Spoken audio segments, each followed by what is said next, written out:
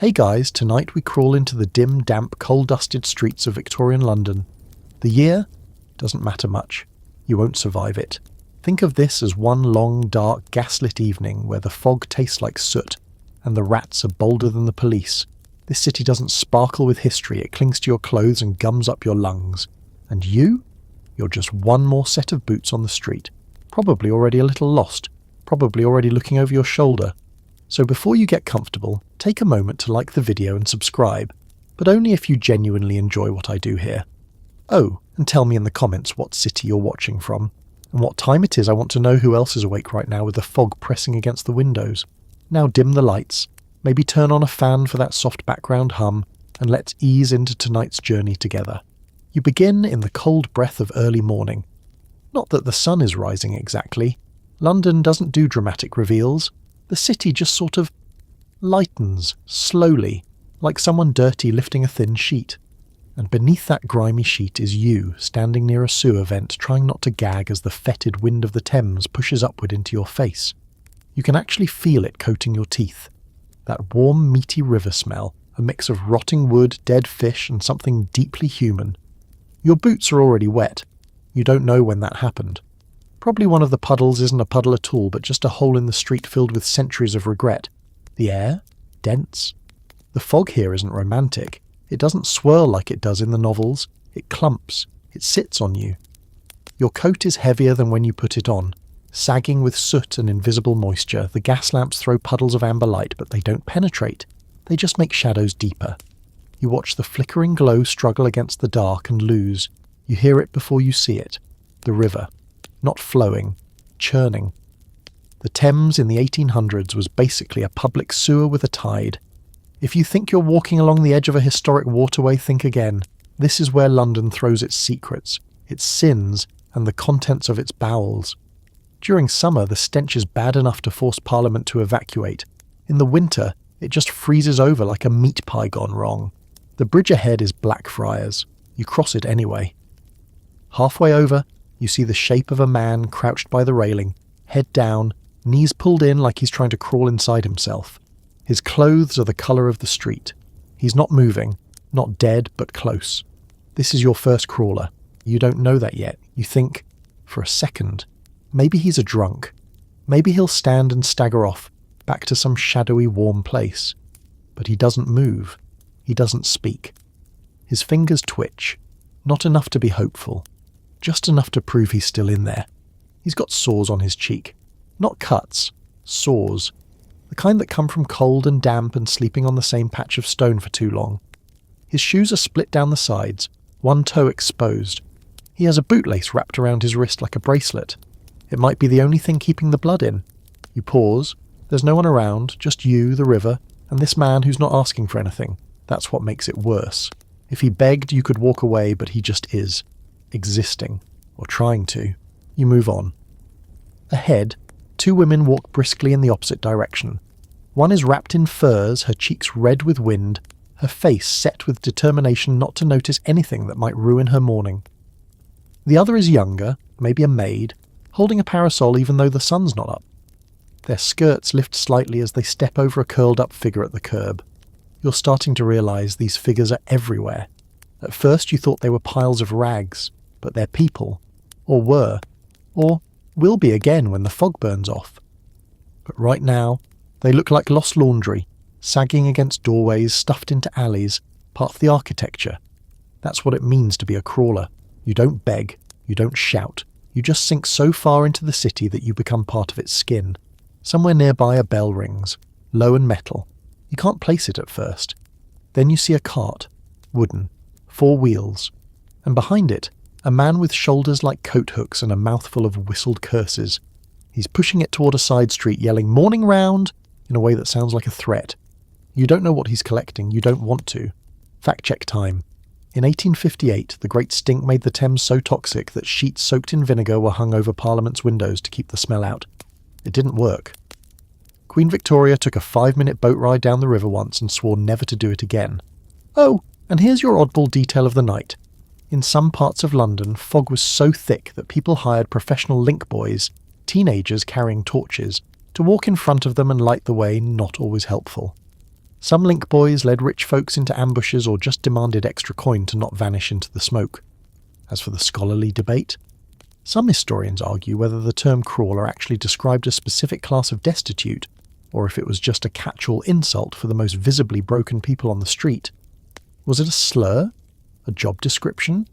Or just what society called you when it had no idea what else to do with you? You're wondering now if this was a mistake. Coming here, walking these streets, breathing this air, but it's too late, you're already crawling. You lose your shoes in the mud, not both at once, just the left one first. You step down from a curb and the street doesn't hold. It sinks, like bread crust giving way to the wet sponge underneath. You hear a wet suction sound and then, well, there it goes. Your heel jerks up, bare socks squelching into the cold. You look down, one foot already soaked, the other hanging on by its laces. You try to yank the left one free, but the street isn't giving it back. Welcome to London's soft underbelly, where the ground eats what it doesn't like. You step forward barefoot and try to look like it was intentional. No one notices. Or maybe they notice and they just don't care. You're one more street-level ghost now with a limp and a haunted look. People sidestep you, politely, like you might be contagious, which, frankly, you probably are. You keep moving. The city opens up around you, sort of. Buildings press close together, tall and soot-stained. The windows up high are fogged from inside, yellow with gaslight and grease. Down here, the streets buckle and pool in the dips. A dead cat floats in one puddle, paws curled like it's dreaming. You pass under a railway bridge, dark, humming faintly with some passing ghost of a train overhead. There's a man huddled in the nook between the iron struts, knees pulled to his chest, wrapped in what might once have been a Union Jack. The colours are gone, bled out by rain and time. Only the faint outline of the cross remains. He looks up. One eye is swollen shut. The other is watery but sharp. "You'll want to tie the other shoe up tight," he rasps, "else the street'll take that one too." You don't answer. Just nod, one hand moving to secure your laces. He nods back like you're in on something now, part of the same miserable brotherhood he's a crawler. You're not sure you aren't. Fact check. The streets of Victorian London were a nightmare for footwear. Many were still cobbled or just packed dirt, easily churned to muck by horse traffic, rain, and the endless spillage from chamber pots dumped from windows. And when it rained, everything from ash to animal guts ended up swirling at your ankles. A little way further, the street tilts downward toward a place they call the Devil's Bottom. Not officially, of course, but no one calls it by its real name. It's the low point between two hills, a sunken gut of the city where water pools, sewage backs up and the smoke from all directions seems to settle. You try not to breathe through your nose. You stop when you reach the bakery. No, not a real bakery. That's just what they call it. There's no bread here, no warmth. It's a hole in a wall where old bricks and soot meet in a jagged seam, and someone has drawn a lopsided loaf of bread on the side in charcoal. It's where people sleep when there's nowhere else. Why? The bakery. Because they say, when you lie inside and the city belches its heat through the wall, it feels like you're baking. A woman is already there, curled up, knees tucked under her skirt, bonnet slumped low. Her hands are black with grime, fingers curled like broken twigs. Her mouth twitches, not talking, dreaming maybe, or dying. She's not dead though. You see her breath, just barely. It mists out like a weak signal from the body inside. You crouch near the wall, unsure whether to join her, unsure whether there's even space. She doesn't flinch, doesn't look, just shifts slightly, like she's making room for you, or trying to move away. You're not the only one barefoot now. Her shoes are gone entirely. Her feet are wrapped in old newspaper, tied up with string.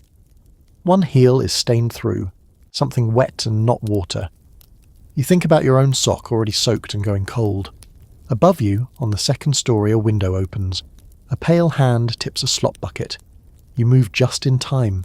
The contents splatter on the stone 2 feet from your face. The woman doesn't move. Either she didn't notice or she doesn't care anymore. You hear someone laugh. A boy, maybe 10, darting by with a tray slung over his shoulder. He's barefoot too, his ankles wrapped in mismatched cloth. He's hawking pie crusts. Just the crusts. No filling, people actually buy them. He shouts something in rhyming slang, and a woman near the corner tosses him a coin. He flings her a lump of pastry like it's treasure. She bites it with a sigh that sounds like memory. Quirky fact. During the 19th century, it was common for people to eat pies filled with practically anything: eels, offal, sawdust pretending to be meat. And many vendors sold just the pastry itself, especially to the poor who couldn't afford the filling pie shells. Without contents were considered a sort of portable stomach filler, chewy and thick, good for tricking your body into thinking it had eaten. You lean back against the wall, try not to shiver. You're beginning to understand the rhythm here. It's not about winning or surviving, it's about not sinking. Every minute you stay upright, every time you dodge the worst of the street, every time you keep one shoe, those are your victories. You watch as a man comes limping down the way, dragging a two-wheeled handcart behind him. He's got thick gloves and a cap pulled low. The cart is piled with discarded boots, not matched pairs. Just lefts and rights, cracked leather, twisted soles, and the odd wooden clog. He shouts, "Shoes for the walking dead!" like it's a joke. He stops in front of the bakery. "Got anything to trade?" he asks, eyes flicking between you and the woman. You have lint in your pocket and a crumpled matchbox. You shake your head. The woman doesn't stir. He spits, shrugs, and keeps moving. Here's the debate. Historians can't decide whether the Victorian poor were more mobile or more trapped than we give them credit for. On the one hand, many had multiple trades, moved from job to job, area to area, surviving by adaptability. On the other hand, when your shoe disappears into the mud and your foot starts bleeding, your world shrinks to the space between alleyways. So which is it? Fluid resilience or grinding paralysis? You lean forward, look down at your foot again and think, it's not just about surviving the street. It's about surviving your own body breaking down in it. London doesn't care about your foot, or your shoe, or your name. It takes and takes and takes. You're beginning to understand the shape of the city. It's not built upward, it's built downward, into the earth, into the filth, into you. You meet the crawlers, the human drips, not in a grand way. There's no introduction, no welcoming committee with crumbling top hats and grimy gloves. It just happens, like spotting moss between stones. They were always there, but now you see them. All at once the edges of London ripple, and from behind carts, under market stalls and beneath church steps they emerge slowly, like water creeping through cracks. One crouched by a wall is coughing, wet, deep, chesty. Not the kind of cough you walk off, but the kind you hear at the end of things. His coat is more holes than fabric, sleeves tattered like seaweed. You watch his breath mist in the cold, each exhale a thin string of life floating away. You hear the word for the first time, not from him, but from a child walking past. She tugs at her mother's skirts, whispering, "Mummy, is that a crawler?" The mother doesn't answer. She speeds up. The girl looks back once, eyes wide and curious. The crawler just smiles, 3 teeth and a nod. That's all the answer she's getting. So what is a crawler? A crawler is not just poor. Poverty's too general, too neat. A crawler is post-poverty. It's what happens after you've been spat out of the workhouse system, turned away from family, stepped on by society so many times your spine just folds. Crawlers are bent, physically, mentally and metaphorically. They live close to the ground because the city won't let them stand. They're not beggars, not really. Beggars ask. Crawlers don't.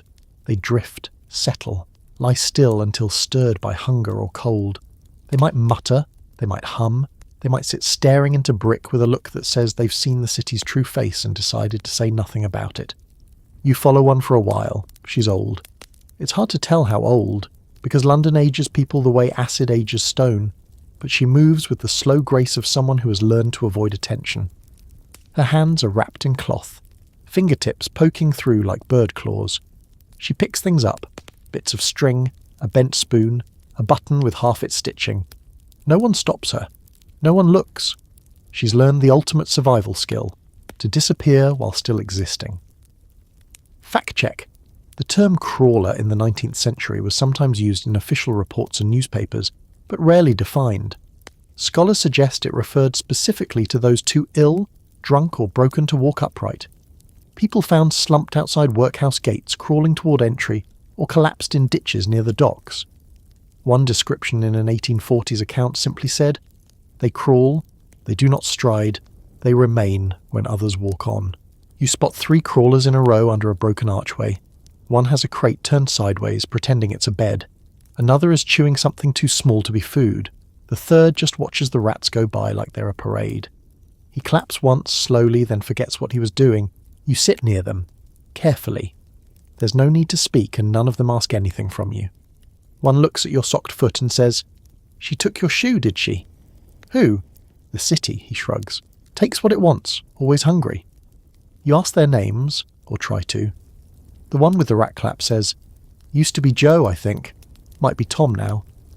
The woman with the chewing doesn't speak at all, just narrows her eyes like you're trying to rob her of something invisible. Quirky fact: in some poor areas of London, people didn't always know their own birthdays, or even their last names. Identity was slippery.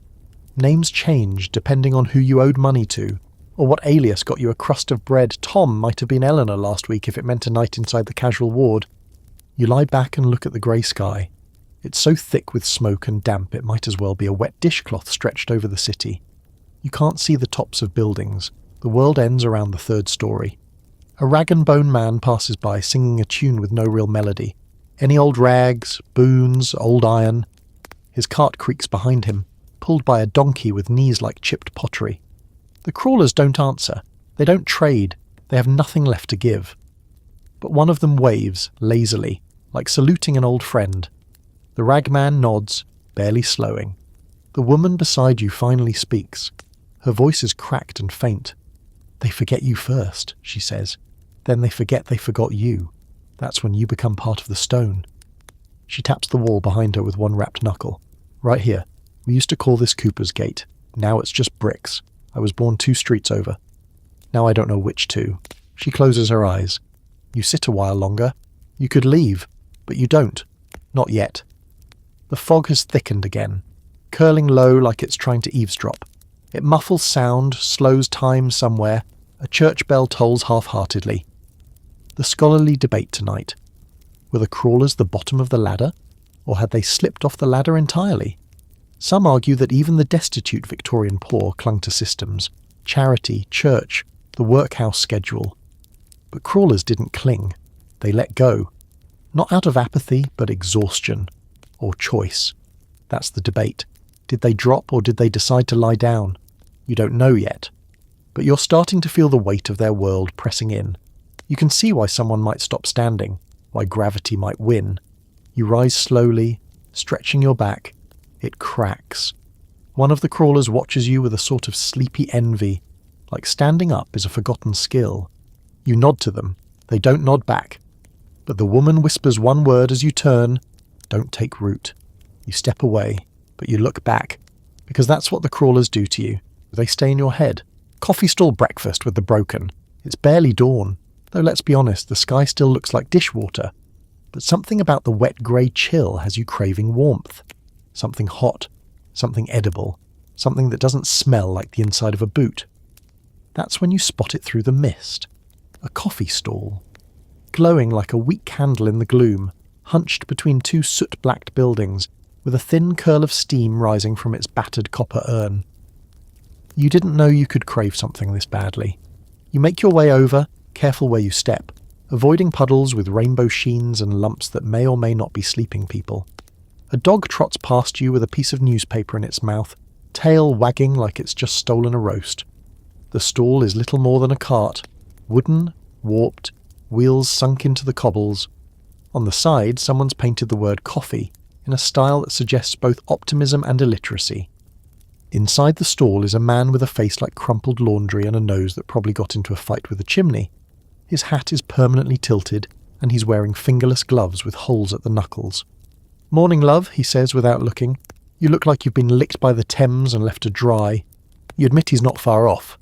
He jerks his thumb at the side table. "Cups 2pence. Biscuits half if you got the teeth." You fumble in your pocket and produce a grubby coin. It might be legal tender, or it might be a washer. He takes it anyway. He pours you something that vaguely resembles coffee, except it's closer to dark water with a bitter personality. You take a sip. It tastes like it's been filtered through a grave. "Bit strong in it," he grins. "Still, it's hot. And right now, that's more than enough." You cup the tin mug with both hands and lean against the stool, letting the heat crawl into your fingers. You're not alone. Around the cart are 6 or 7 others, all in various stages of decay. One woman has a shawl pulled up over her nose, Another has a baby tucked into her coat, silent and swaddled in rags.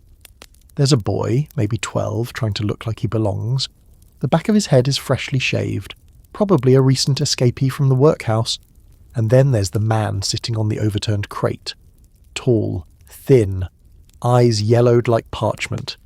He nods at you with a solemn ceremony. "We're the morning congregation," he says, congregating around coffee and steam. He chuckles softly, a dry papery sound. The stall owner, everyone just calls him Stoker, leans out and slides a tin plate onto the crate. There's something round and grey on it. "What's that?" you ask. "Yesterday's biscuit," says Yellow Eyes. "Today's breakfast." He picks it up and bites. You hear a crunch. Biscuit is a generous term, more like hardtack that's been through 3 wars and 1 flood, but he eats it slowly with dignity. You take another sip of your coffee and let the flavour beat you into submission. Fact check. Coffee stalls were a common sight in Victorian London, especially near workhouses, market squares and transport hubs. They didn't sell what you'd call coffee today. More like scorched chicory or reused grounds boiled into oblivion. But for the poor and the crawler class, it was a rare chance for heat and community, however temporary. The boy, the one with the shaved head, sidles up to Stoker and offers a dirty scrap of paper. Stoker squints at it. "This is half a tuppence token," he says, good at Mr. Catchpoles. The boy nods eagerly. "I'll take the grounds." Stoker shrugs and scoops what's left from the bottom of the urn into a cracked cup. Sludge, basically. The boy gulps it like it's treasure. Quirky fact, some of the cheapest stalls sold what was called coffee leavings, a mixture of used grounds, sometimes soaked in warm water again, sometimes strained through cloth and mixed with burnt sugar or even soot to give it colour. It was legal, barely, and popular, weirdly. The woman with the baby finally speaks. "Anyone seen Sally this morning?" There's a pause. The yellow-eyed man wipes his mouth and says, "Sally went east last night. Said she'd try Shoreditch. She don't come back. That's what she chose." The others don't comment. It's not a conversation. It's a tiny eulogy. Sally went east. East can mean hope, but it usually means she went looking for something to sell that wasn't hers to sell. And there are people in Shoreditch who specialise in finding buyers for such things. You glance down at your cup and realise it's empty. You haven't eaten since yesterday. You haven't slept. You're still wet. And now, surrounded by the quiet communion of these human ruins, you realise how easily the city lets you fade like steam from a tin mug. The scholarly debate. Was this coffee stall culture a sign of urban resilience or urban failure? Some historians argue that these improvised communities showed how the poor supported each other, creating warmth even in the coldest corners. Others see it as a damning indictment, that the only place the forgotten could gather safely was beside a fire fueled by coal dust and bitter water. You stand, stretch, and your spine pops like cheap knuckles. The woman with the baby says, "You heading to the workhouse gate?" You hesitate. "Maybe." She nods. "It's Tuesday. They might take a few." The coffee's gone. The steam is fading. People begin to drift away like leaves off a dying tree. The yellow-eyed man tips his hat to you. "See you at dusk," he says. "Same place? Unless I rot." The baby sneezes. The woman walks off down the street, cradling it like a secret. Stoker pours another mug and hums something that might be a hymn, or just the tune that lives in his bones. You don't have anywhere to go, so you follow her. Not because you know where she's going, but because she still walks like she remembers what it's like to be upright. And in this city, that counts for something. Ragpickers, mudlarks and sewer hunters. You follow her only a few streets before she disappears, slipping into the mist like a candle flame snuffed by a breeze. She turns a corner and that's it gone. Not even a footprint in the muck. London does that to people. Sometimes it swallows them whole, sometimes just the part of them that mattered. You stop beneath a crumbling sign that reads Bleeding Heart Yard. Sounds dramatic, but don't get your hopes up. It's not romantic. Just a name, probably earned by the butcher shop that used to toss its waste right here onto the street. Maybe someone died here once in a way that made the name stick. Or maybe it was just another marketing scheme gone grim. There's movement nearby. At first it looks like the alley is crawling. Then you realise it is.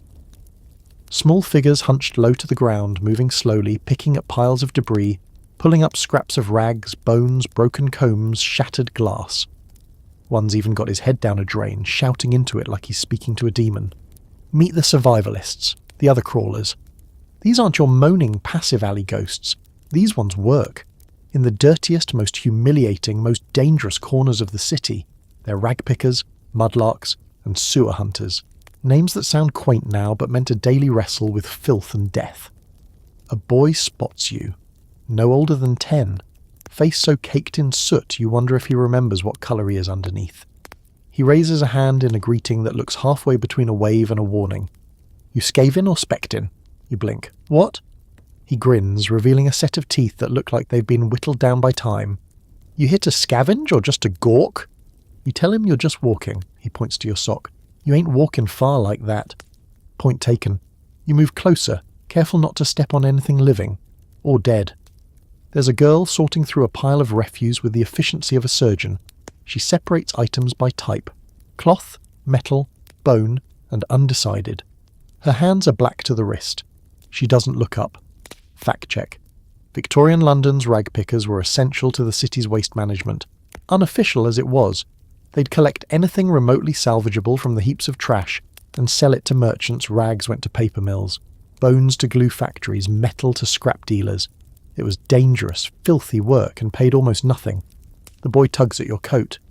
You want to see the real treasure? Follow me. Why not? You followed worse. He leads you down a stairwell that's less of a staircase and more of a slippery suggestion.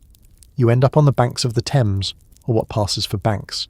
The tide's out, revealing black mud streaked with the contents of 2 centuries' worth of London's secrets. And down in it are the mudlarks, children mostly, some old women, a few men too broken to lift anything heavier than a rusted nail. They sift through the mire like archaeologists with no funding and less hope. One girl finds a spoon and squeals like she's found gold. You step gingerly onto the mud. It grips your foot with the affection of something that doesn't want to let go. The boy laughs. Careful, she's greedy, the river. He kneels and pulls something out. A bottle, unbroken. He shakes out the water and holds it up triumphantly. Then he smells it and winces, tosses it aside. That one's for the rats. Quirky fact. Mudlarks could earn pennies a day selling river finds. Copper nails, buttons, broken ceramics. Some even formed guilds of a sort, unofficial unions of filth. But the work was dangerous. The mud could suck you in, the tide could trap you, and some areas were full of broken glass, chemical waste, and bloated things with teeth.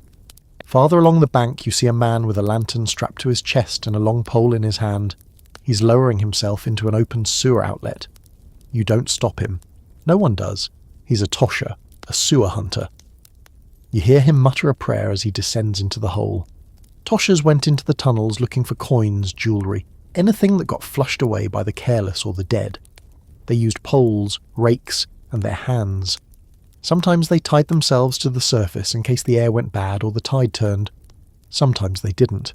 A few got rich. Most got cholera. The boy looks at the sewer with something like envy. I'll go in next year. Ma says I'm not big enough yet. Got to grow into the stench. You stare at him. He says it like a rite of passage, like getting your first tooth or your first heartbreak. Don't you have school or something? He barks a laugh.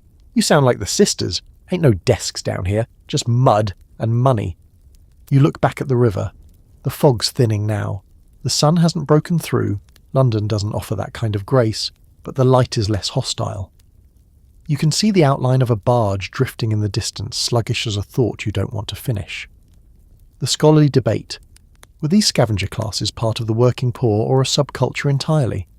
Some historians argue they were vital, industrious, self-reliant, even proud. Others say they were simply what happened when society turned its back and pretended the underworld cleaned itself. The truth probably lies somewhere in the muck. You thank the boy. He shrugs. Won't get far barefoot. Go north. Couple of boot boys might have a pair that fits. If they don't like your face, just don't show it. You ask his name. He thinks about it. Charlie, or maybe Davy. Don't matter much. Just don't call me hey you. Makes me feel common. You climb the stairs, leaving the mud behind, and rejoin the cobbles of the city. They feel somehow less solid now, like you know what's underneath, who's underneath. You hear the lantern clatter in the sewer, no scream, but no singing either.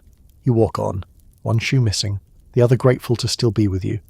Crawlers or sleepers, bodies in the dark. You head north, like the boy suggested. past where the river rot thins out and the air starts to smell a little more like coal and a little less like decay.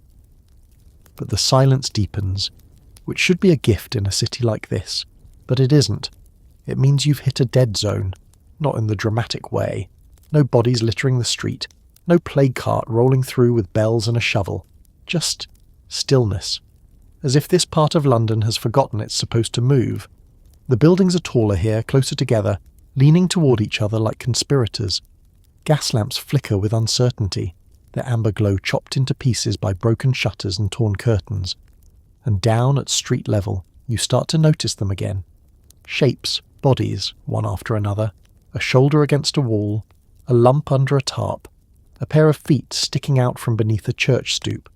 At first you assume they're just sleeping, just down for the night, or the morning, or whatever part of the endless grey sky this is. But you've been around long enough now to know there's a line between sleep and surrender, and some of these shapes, they've crossed it.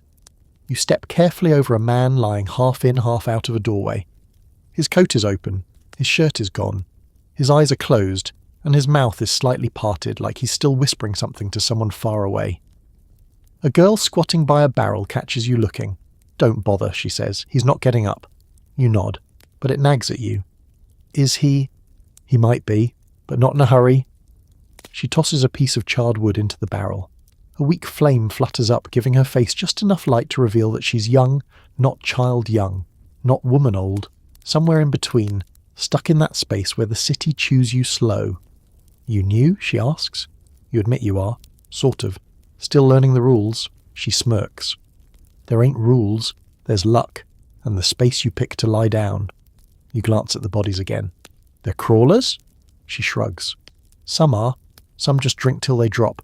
Some drop without drinking. Some don't crawl. They just stop." She pokes the fire again. Sparks jump like they're trying to escape. Fact check. The lines between crawler, sleeper and corpse were thin in Victorian London. Public officials regularly found people slumped in alleys, on doorsteps, beneath carts, many of them unconscious, others simply dead.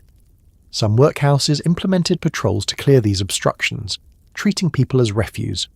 The term sleeping rough entered common use during this era, though it often meant sleeping alongside the dead. You decide to sit for a while, your back against the same wall as hers. The fire does little, but it's something. Your sock is still damp, you don't mention it. She offers you a crust of bread, more like a scab of bread, hard and cracked with a corner that could cut glass. Still, you take it. The act of chewing fills the silence. "Name's Liddy," she says eventually, "and you offer yours." She doesn't laugh at it, that's more than most people do. "Liddy?" you repeat. "You live around here?" She laughs dryly. "If you can call this living. I sleep up there when it's not full." She points to a shattered window on the second floor. There's a sheet fluttering behind it, maybe a blanket, maybe a flag of surrender. "Used to be a print shop," she says. "Now it's just pigeons and ghosts." Below you, one of the sleepers groans, not loud, just enough to remind the world he's still here. "That one's a crawler," Liddy says. "Name's Clem. He's got a spot at the workhouse but won't go back. Says the walls there make his skin itch." You watch Clem's fingers twitch, slowly scratching at his arm even in sleep. Maybe it's the itch. Maybe it's fleas. Maybe it's just memory. Quirky fact. Many of the homeless in Victorian London refused the workhouse not out of pride but fear. Workhouses were notorious for their dehumanising conditions. Forced labour, family separation, bad food, worse company. The itch that Clem speaks of. Some crawlers referred to it as the wall skin, a kind of phantom rash brought on by being trapped inside, treated like cargo. You ask Liddy why people sleep in the open, exposed like this. She doesn't answer right away, just stares into the fire until it flickers low, then says, "Because out here, if you scream, someone might hear you." That sits heavy, heavier than your wet foot, heavier than Clem groaning in his sleep. You think about that. The choice between open air and locked doors, between wind on your face and a stranger's boot in your ribs. The scholarly debate. Historians have long argued about the nature of street sleepers in the Victorian era. Were they simply victims of circumstance, or was there a deeper rejection of institutional systems at play? Some say the open street, dangerous as it was, offered more dignity than the regulated cruelty of the workhouse. Others argue that many had no choice at all, that their so-called rejection was forced by rejection itself. Clem mutters something and rolls onto his side. A rat scurries past him without pause. "You tell Liddy you're looking for boots." She nods. "Boot boy's 2 streets over. Just don't ask for charity. Say you're trading, even if you're not." "What if I have nothing to trade?" She smirks. "Then you lie better." The fire's dying. Liddy stands, stretches her arms until her spine cracks like a branch. "You can sit here a while," she says, "but don't close both eyes." "Why not?" "Because someone might see." She walks off, not fast, but with a confidence that keeps her spine from folding. That makes all the difference. You watch her go, then you look at the bodies again. Some will get up, some won't, some will forget which they are. And somewhere in that pile you realise is the version of you that stops walking, but not yet. You push yourself to your feet, still one shoe down, still half cold, still upright, barely. The sound of bones, not hooves. You don't notice it at first. You're too busy weaving your way through the half-awake street, keeping your shoulders low and your eyes alert. There's a rhythm to the city now, an early morning heartbeat that pulses through cobblestone and soot. But then, somewhere behind you, just barely above the wind, you hear it. Clack, clack, clackety-clack. Not horseshoes and not wheels, something else. You freeze and turn. A cart comes rolling into view, wooden, low, and uneven, its wheels more oval than round. It's pulled by a man with a body like a broken gate, bent in the middle, arms stiff, one shoulder dragging.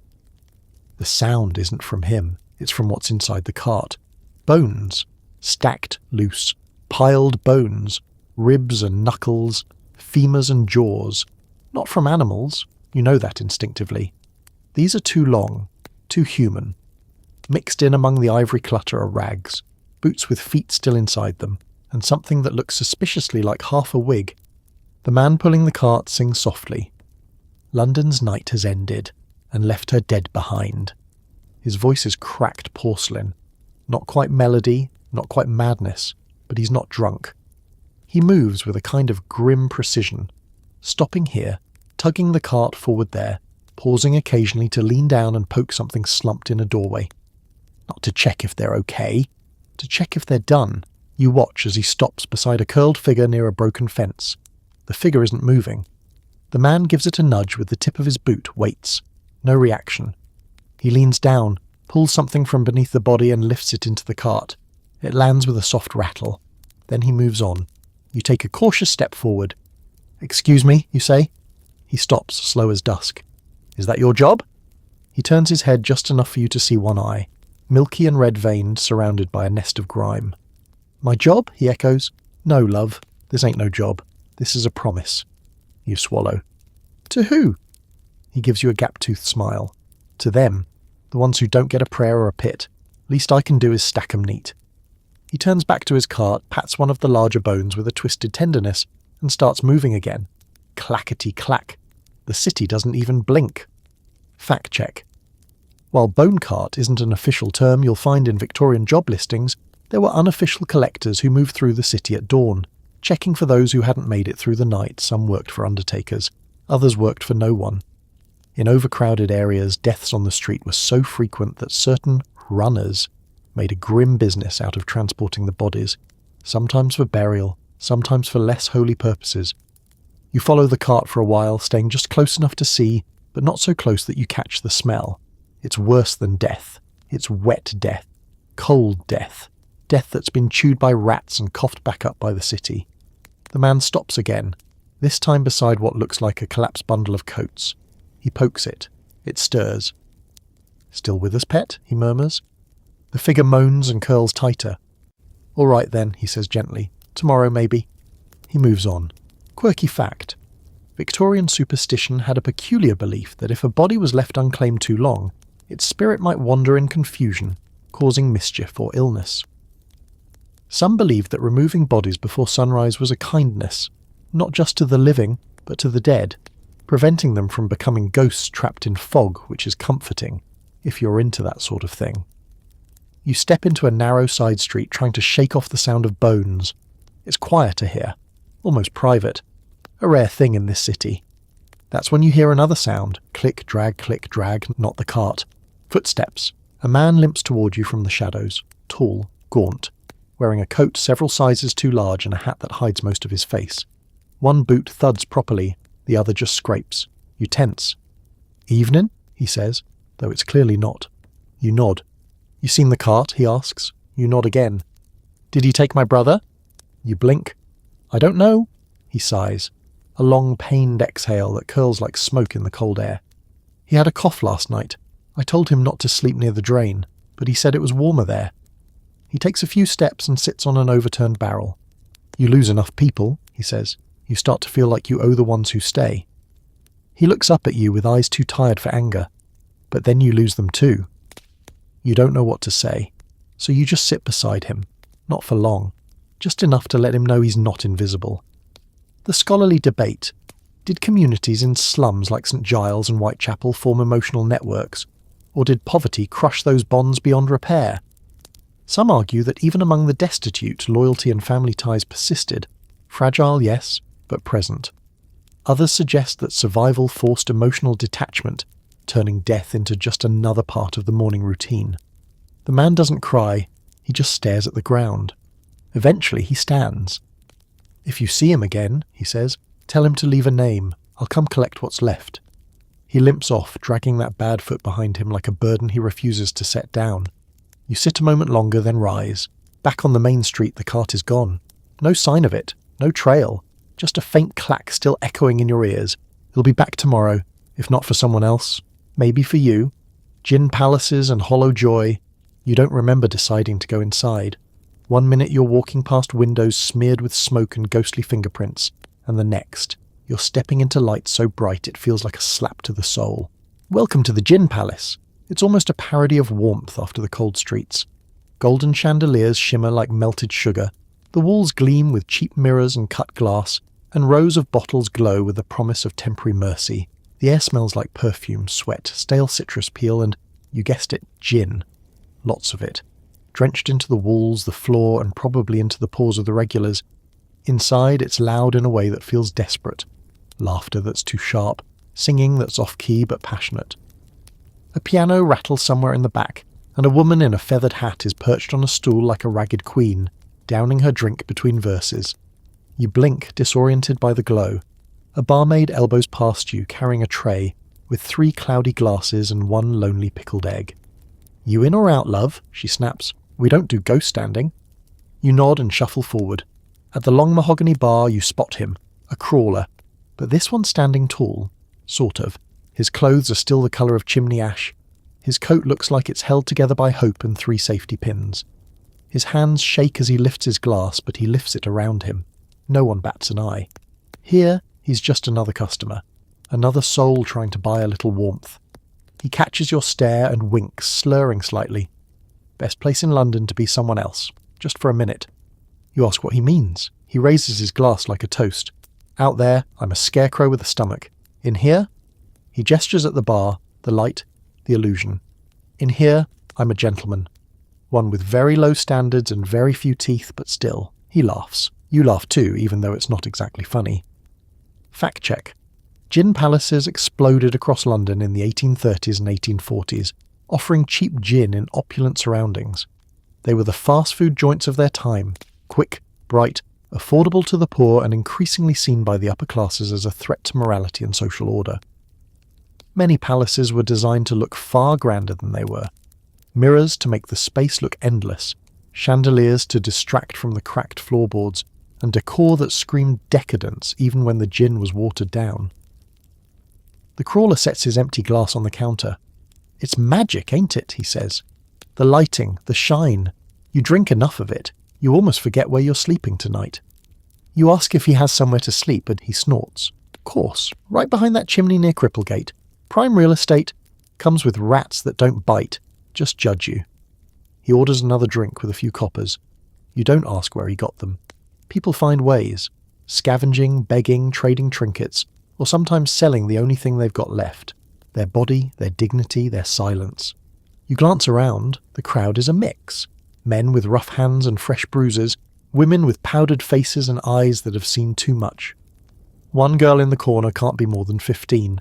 Her lipstick is smeared. Her smile isn't real. Above the bar, a gaslight fixture buzzes faintly. You ask the crawler his name. "Tonight," he says. "Tonight I'm Mr. Berryman. Tomorrow, who knows?" Quirky fact. Some habitual drinkers in London slums developed alternate identities for the gin palaces, fictional names, made-up titles, even imaginary pasts. It gave them a way to perform being someone else, even for a single evening. One famous figure, known only as Captain Marsh, was a regular at several East End bars and claimed nightly to be a disgraced naval officer, even though he was a known chimney sweep. Mr. Berryman raises his glass again. "Here's to forgetting," he says, and then he throws the whole drink back. He exhales like it's fire, then he leans toward you, face suddenly serious. "Don't stay too long," he says quietly. "This place'll turn you into a ghost wearing pearls. You'll start thinking the lights are real." You nod. He wanders off toward the girl in the corner. She doesn't smile when he sits beside her, but she doesn't move away either. You stay at the bar for a bit longer, watching. The joy in here is hollow, yes, but it's something. In a world where warmth is rare and kindness is rationed, even a fake glow can feel like salvation. The scholarly debate. Were gin palaces a public health crisis or a working-class necessity? Some historians condemn them as dens of despair that fed addiction and shortened lives. Others argue they provided a vital refuge from unbearable hardship, a few hours where someone beaten by the world could feel, just briefly, like they still had some kind of choice. You place your empty glass on the bar. You feel the heat in your chest, but not in a good way. It's a thin burn, a reminder that you're still breathing, but just barely. Outside, the fog waits like a jealous lover. You step back into it. Your ears ring with laughter, but none of it follows you. The gin palace fades behind you, its light shrinking in the mist. And in its place, the cold returns, crawling up your sleeves, finding your ribs. You wonder how many crawlers come in, drink, laugh, vanish. You wonder if you'll be one of them. You don't have an answer, but your feet keep moving, and that, for now, is enough. The crawl to the workhouse gate. You follow the edge of the fog now, like a thread leading somewhere you're not sure you want to go. The gin's fading from your chest, leaving a hollow throb behind, less warmth and more of a memory of warmth. But your legs still move, stiff and reluctant. They always do, until they don't. Ahead, past a row of leaning houses that look like they're trying to fall asleep standing up, you see it. The line. It stretches down the street like a trail of forgotten souls. At first you don't even realise what it is. It just looks like lumps in the fog. But as you get closer, they take shape. People, sitting, slumping, lying, waiting, some upright, most not. The line for the workhouse casual ward. You've heard about it before, whispered on street corners and near coffee stalls, mentioned like a curse or a punchline. The casuals, they're called. You'd think it meant they were easygoing, but no, it means they're temporary, disposable. They call this part of the process the crawl. Some walk here, some limp, some quite literally crawl. The line starts forming late in the day and builds all night long, because space is limited and desperation is unlimited. You don't make it to the front by showing up at breakfast. You make it by freezing through the dark and hoping you're not number 11 when there's only 10 spots. You step in line. Nobody tells you not to. Nobody tells you where the end is either. You find a spot between a boy with red, cracked hands and a woman who's talking to someone who isn't there. She strokes the air gently, like petting an invisible cat. "Evening," says the boy. He can't be more than 15, but his eyes are old. You nod. "You got anything in your stomach?" You shake your head. He leans and reaches into his coat, produces a chunk of bread. Mouldy. Damp. He tears off a bit and hands it over. "Don't chew too hard," he warns. "Teeth'll give up." You eat it anyway. Fact check. The workhouse casual ward, often called the Spike, was one of the few options for people with nowhere to sleep. But it wasn't charity. It was bureaucracy, dipped in humiliation. Casuals were admitted for one night only, made to perform work in exchange for a bed and meagre food, and often turned away if full. They were seen as a nuisance by staff and a shameful last resort by society. The woman next to you begins humming, then speaking, half hymn, half babble. "I buried my baby in a sugar box, no sugar left, just bones and buttons." The boy winces. "She talks like that every night. Been crawling here since spring. Sometimes they let her in just to shut her up." You ask him his name. Lewis, he says, used to be Louis, lost the IE somewhere near Blackfriars. He laughs. It sounds like a cough that gave up halfway through. You lean against the wall behind you. The stone is wet. Everything is always wet. Your sock is still damp from earlier, and the cold has crept all the way up into your hip now. It's not pain, it's numbness, which is worse. Pain means life. You ask Lewis what happens if you don't get in. He shrugs. Find another wall to lean on, or go back to the river and wait for the tide. You're not sure if he's joking. He doesn't blink for a while, just stares at the street, eyes reflecting gaslight like puddles of amber water. Then he says, I knew a man who waited here 4 nights in a row, never got in. 5th night, he laid down by the gate, didn't get up. They took him away in the morning, never said if he died or just stopped being someone worth stepping over. He looks at you. You warm enough? You nod. He knows you're lying. Quirky fact. Some workhouses required applicants to break stones or pick oakum, old rope soaked in tar and picked apart by hand. The work wasn't useful. It was symbolic, a test, a way to prove that even a single night of shelter must come at a cost. Inmates who failed to finish their tasks were denied future admission, regardless of condition. The line shifts slightly as someone ahead gets up and leaves, or is helped away. It's unclear which. The woman beside you suddenly bursts into tears. Not loud, not dramatic, just quiet, leaking tears. She doesn't stop humming. Lewis sighs. She cries every time the fog gets thick. Says it reminds her of the house burning down. Don't ask which house. She'll give you 12 answers. You don't ask. A bell tolls somewhere distant. Midnight. Maybe later. Time is elastic in the crawl. You pull your coat tighter. Your foot twitches. Not from pain, but from the urge to run. Run where, though? Everything worth running from is inside you. Everything worth running to is already closed for the night. The scholarly debate. Was the crawl to the workhouse gate an act of agency or degradation? Some scholars argue that choosing to queue, choosing to endure the crawl, showed a determination to live, a refusal to vanish. Others say it was one more layer of punishment in a system designed to grind people down until they'd stop asking for help. Ahead, the door creaks open. A figure in a uniform steps out, thin, cold, eyes like iron tacks. 10 only, he says. He starts counting. Everyone tenses. When he reaches Lewis, he pauses. The boy stands, straightens his coat and looks back at you. You're number 11. You don't say anything. He doesn't say sorry, but he steps aside and lets you go ahead. You hesitate, and he shrugs. I'll try again tomorrow. You don't want to take it. But you do. Because standing outside the gate with a cold foot and no name is one thing. Doing it again is something else entirely. You nod to him. Quiet. Grateful. Ashamed. You follow the man inside. The door creaks shut behind you, and the night outside swallows Lewis whole. Children that crawl before they walk.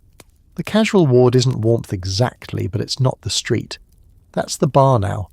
If it doesn't kill you in your sleep, it counts as shelter. The man at the desk takes your name, which you make up on the spot. John Broom. He doesn't look up, just scribbles it down with a pencil so short it's mostly fingernail. Boots off, he says. You point at your sock. He doesn't laugh. You didn't expect him to. You're handed a lump of bread and a tin cup of water. Lukewarm, no colour, no comfort.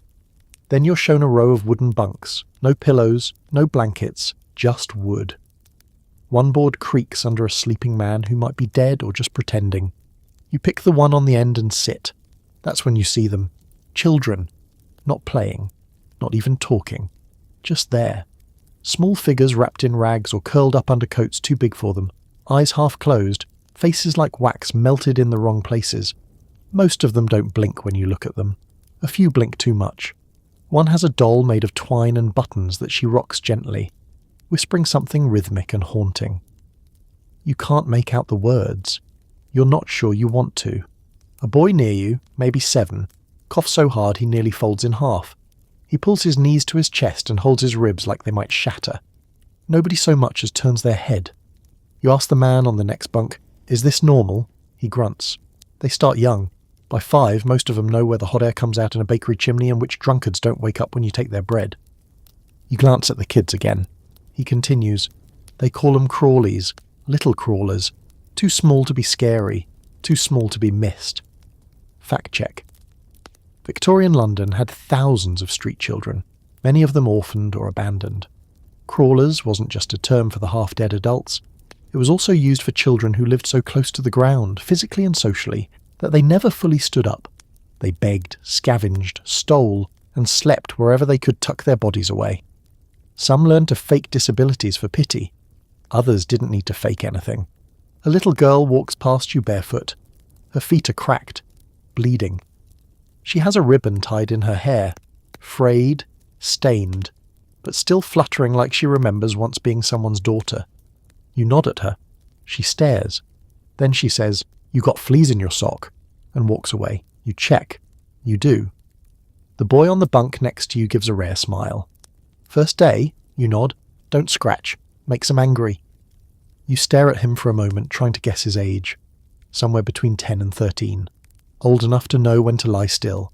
Young enough to still remember how to cry, but probably hasn't in a long while. "What's your name?" you ask. He shrugs. "Whatever keeps me out of trouble. Sometimes Sam." "Where are your parents?" He looks at you like you just asked where he keeps his unicorn. "Gone," he says, simple as that. "Ma went into the hospital, didn't come out. They got a job on a boat. Or said he did. Might have just got on and never looked back." He pulls a dirty cloth from his pocket and uses it as a pillow.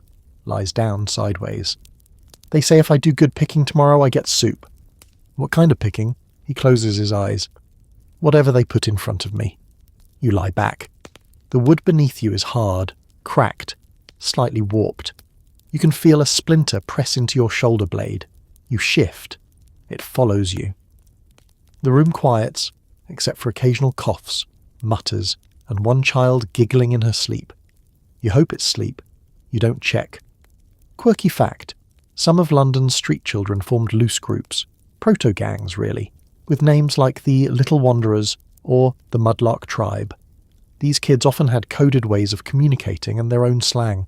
Some even created tiny rituals for new members, like rubbing coal dust on their hands or passing around a shared lucky coin that had no value but was said to keep the rats away. You hear one of the kids start to sing just a few lines of a nursery rhyme. London Bridge is falling down, falling down, falling down. The words trail off, as if even the rhyme doesn't have the energy to finish itself.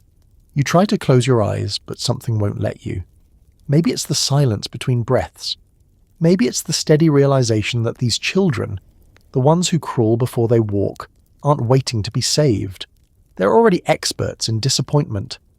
The scholarly debate. Historians differ on whether Victorian society saw these children as victims or vermin. Charitable institutions painted them as innocent lambs in need of guidance, but government officials and press reports often labelled them as future criminals, little thieves in training. The truth, as usual, is somewhere in the grime. They were kids with no other option but to adapt to a world that wanted them invisible. You turn your head slightly and see the boy, sometimes Sam, still awake.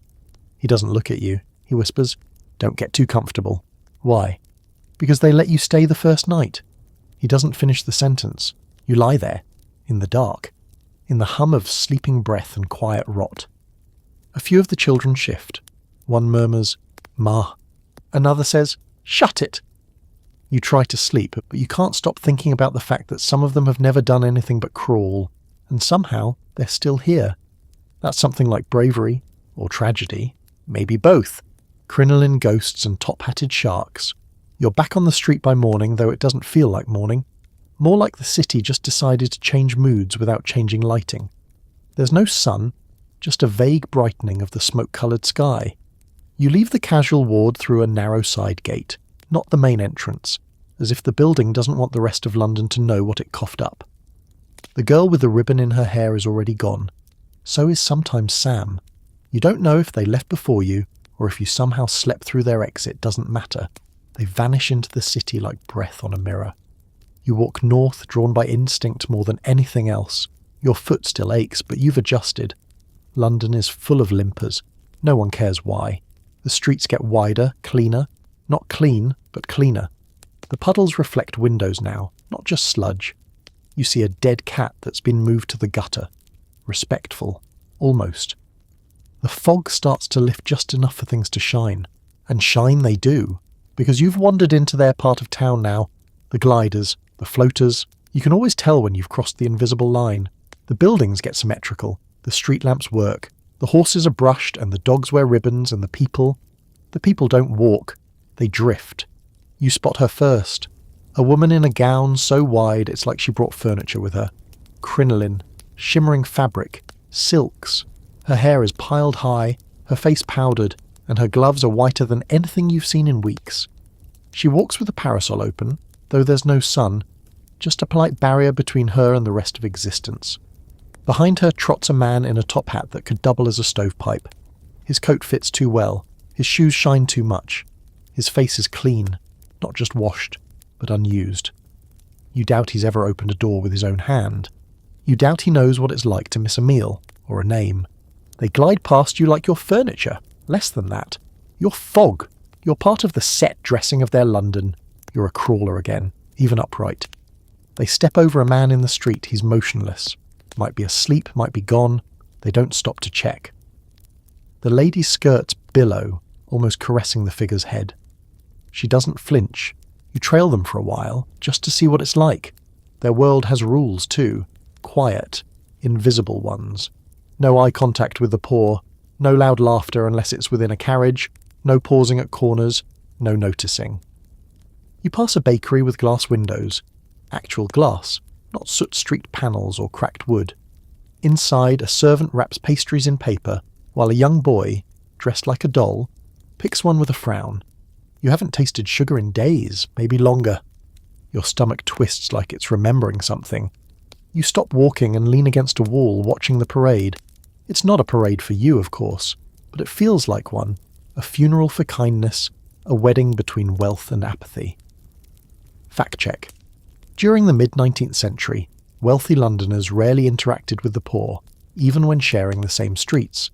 Fashion, like wide crinoline skirts, was partly designed to create distance, a literal fabric buffer between classes. There were reports of crinoline-wearing women breezing past the bodies of collapsed beggars without so much as a glance. Top hats, meanwhile, were a symbol of status and power. Some men had entire identities built around the tilt of their hat. The man in the top hat lights a cigar. He smokes like it's a statement, and it is. I can afford to burn things. The woman lifts her skirt ever so slightly to avoid stepping in a puddle. Her boot reveals itself, small, clean, sharp-heeled, then vanishes again. They're both followed by a maid carrying parcels. She walks 3 steps behind. Her back is straight, her face blank. Her shoes are more scuffed than they'd allow themselves to notice. You spot a crawler across the street, old, bent double, wrapped in a coat that may once have been brown. He watches the couple glide past him, not with hate, not even with envy, just observation, as if studying a different species. Then he turns, squats against a wall and begins to hum. No tune you recognise, just sound. Something to fill the space between being ignored and being forgotten. Quirky fact. Crinoline skirts caused hundreds of deaths in Victorian London, not through illness or violence, but fire. The fabric was so wide and flammable that women often brushed too close to candles or fireplaces and went up in flames. There's something darkly poetic about that. A fashion designed to keep people away being exactly what burned them down. You walk again through their world. You see a beggar raise a hand near a banker. The man doesn't even flinch. His boots pass within inches of a hand that's more bone than flesh. You turn a corner and see a carriage waiting. Inside is a young woman with a face that could be on a coin.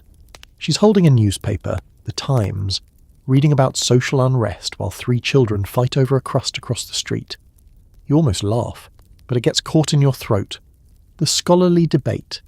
Did the rich of Victorian London truly not know the extent of poverty, or did they choose not to know? Letters and diaries suggest both some were willfully blind, shielded by servants and custom.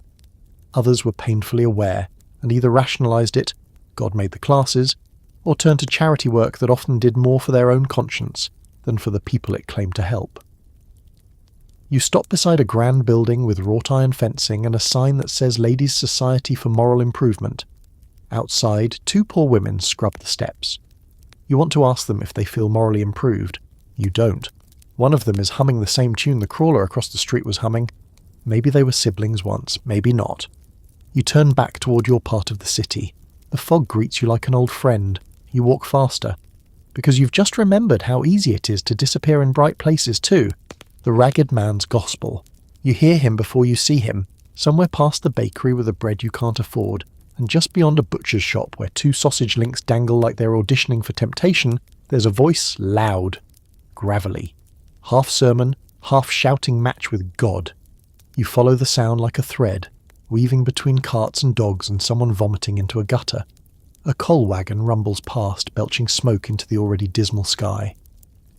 You duck behind it, and there he is, the ragged man, standing on a wooden crate that might once have held oranges or maybe explosives.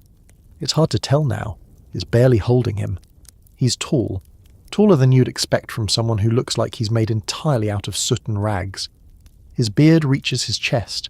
His coat has no visible seams anymore, just layers of patches held together by willpower and weather. A rope around his waist serves as a belt, or maybe it's a leash for the world he's trying to drag with him. He's waving a book, not a Bible, not exactly. It's missing the cover and at least a third of its pages. Every few moments he stops waving and jabs his finger into the air like he's accusing the sky. "The devil ain't underground," he roars. "He's in the drains. I seen him swim by with a rat's tail and a copper's whistle." People pass by without stopping. Most don't even turn their heads. But a few pause just long enough to hear something that might stick in the brain like a burr. You do more than pause, you stand. Because this is theatre, a one-man tragedy performed on a slanted street stage, and it's weirdly compelling. He points at a woman carrying a basket of turnips. You've got worms in your shadow." She quickens her pace. "Don't run, love. They only get faster when you do." He spins to face the other side of the street and grins. "Who here's been washed in gin instead of grace? Raise your mugs." One man does briefly, then lowers it, embarrassed. Fact check. Street preachers were everywhere in Victorian London, especially in poor districts where traditional churches had little influence. Some were official missionaries with backing from societies. Others were self-appointed prophets, half mad, half inspired. The line between preacher and street performer often blurred, especially when your pulpit was a crate and your audience was mostly rats. You watch as the ragged man holds his tattered book aloft. "This here is the Book of Warnings," he says. "Page 17 says, 'He who steps on the back of a crawler will one day find himself beneath the same boot.'" You're pretty sure page 17 doesn't say that. You ask him what he's preaching. He pauses, then looks down at you. "Oh," he says, drawing out the word like it's something he might chew. "You've got the stink of the ward on you. You got the crawl still in your bones, I see you. You freeze." He's not threatening exactly, but his eyes are bright in a way that says he hasn't slept, and maybe hasn't blinked since the last monarch died. "Is it a sermon?" you ask. He throws his arms wide.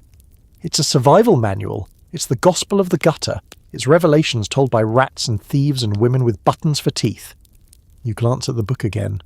"Where'd you get that?" He holds it to his chest. "Found it in a dead man's lap in Clerkenwell. He was laughing when he went. That's how you know it's holy." You believe him. Not the book, but the death.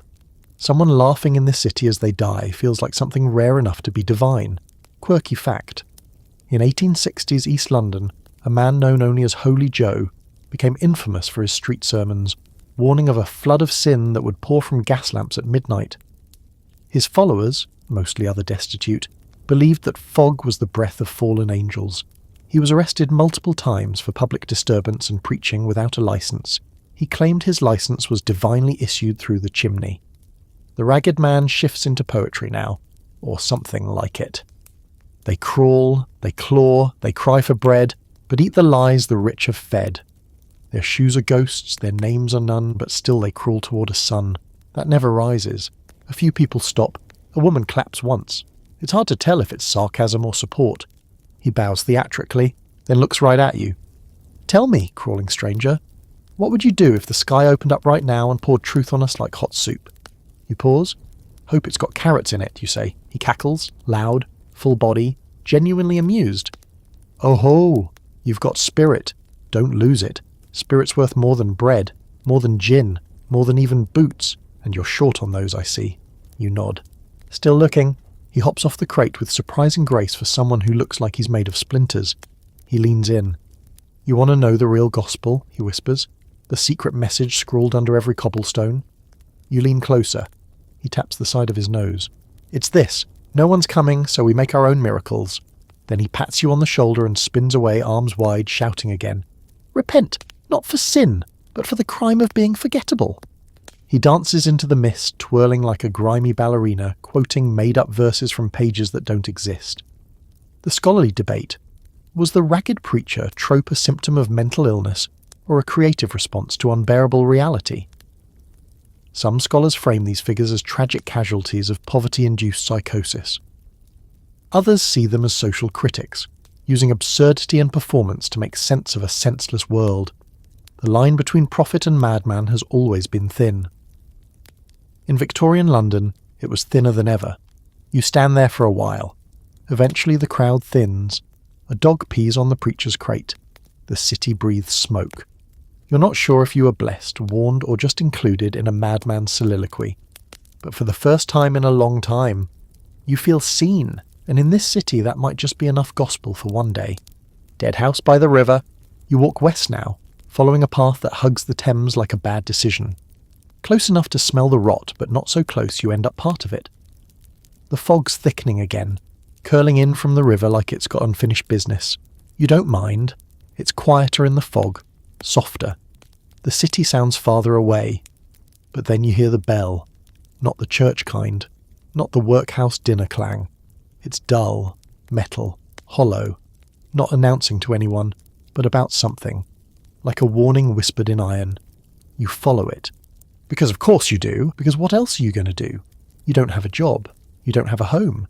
You've got one working shoe and half a sock colony of fleas. Might as well chase mystery while you still have legs to carry you. The bell clangs again, closer this time. Then you see the door. It's tucked beneath a sloping bridge archway, almost hidden behind two empty barrels and a sign so faded it looks like it was written by memory. But you can still make out one word, scratched into the wood in curling paint. Dead house. A man stands outside the door, wrapped in a thick apron and a scarf that's more patch than fabric.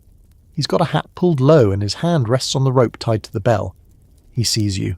You hesitate. He jerks his head toward the door. You come to see? It's not really a question, more like a grim invitation. You nod, because you're already here. He opens the door. Inside is cold. Colder than outside, somehow. And the smell hits you immediately, stale, damp, the scent of wet stone and something sour underneath it. Not rot. Not quite. Just the suggestion of it. The prelude. It's dim, lit by two oil lamps that cast more shadow than glow. There are bodies, 5 of them, laid out on wooden slabs. No sheets, no comfort, just slabs. The kind you'd use for gutting fish if you were feeling fancy. 2 are covered in coats. One in a blanket that looks like it was stolen from a dog. The other 2 are uncovered. Pale. 1 man, 1 woman. Both older. Both still. You take a breath. Then regret it. The man in the apron walks over and checks one of the coats. Just touches the shoulder. Nods. You ask, why are they here? He shrugs. No one wanted them. You glance around. Is this a morgue? He snorts. It's a shed with a lock. That's good enough for London. Fact check. Dead houses, or receiving houses, were real places in Victorian London where unidentified or unclaimed bodies were kept temporarily. Often near rivers or bridges, they were usually simple sheds with slabs, low light and no ceremony. If a body was pulled from the Thames, it would likely end up in one of these, awaiting identification or burial, or sometimes just a quiet disappearance. You step closer to the slabs. The woman's hair is grey, thin. There's dirt under her fingernails. Her eyes are closed, but her mouth is slightly open, like she was about to say something when it happened. The man next to her has a bruise on his temple and a piece of twine tied around his wrist. You don't ask why. You look back at the apron man. What happens next? He shrugs again. Sometimes someone comes and says, that's my uncle, or that's Ma. Sometimes the police take a look and write it down. Mostly, though, they just go. Go where? He walks over to a wall and taps a small hatch with his boot. Back to the river, or into the earth, cheap and quiet. Sometimes the hospital takes one, sometimes the school. Depends what they need that week. You feel your stomach turn. Quirky fact. Medical schools in Victorian England were often short on bodies for anatomical study, leading to a legal market in cadavers from workhouses and dead houses. If no one claimed a body, it could legally be dissected under the 1832 Anatomy Act. This was seen as a practical solution, but for the poor, it felt like a final indignity. To be cut up, poked, and catalogued after a life already stripped of privacy. You stare at the bodies a little longer, then the man speaks again. Want to see the ledger? You don't, but you nod. He hands you a thick book. The cover is greasy with finger marks. Inside, each page is a list. Date, brief description, itemised contents, if any, and cause of death when known. Some have names, most don't. You read a few aloud. Male, approximate age 50. Found in Thames near Wapping. 3 buttons in coat pocket. Female, age unknown. Died on step outside Church of St Anne, carrying 1 tin spoon and an onion. Child, approximately age 8. Unknown cause. Found by coal chute. You shut the book. Your hands feel colder now. The man shrugs again.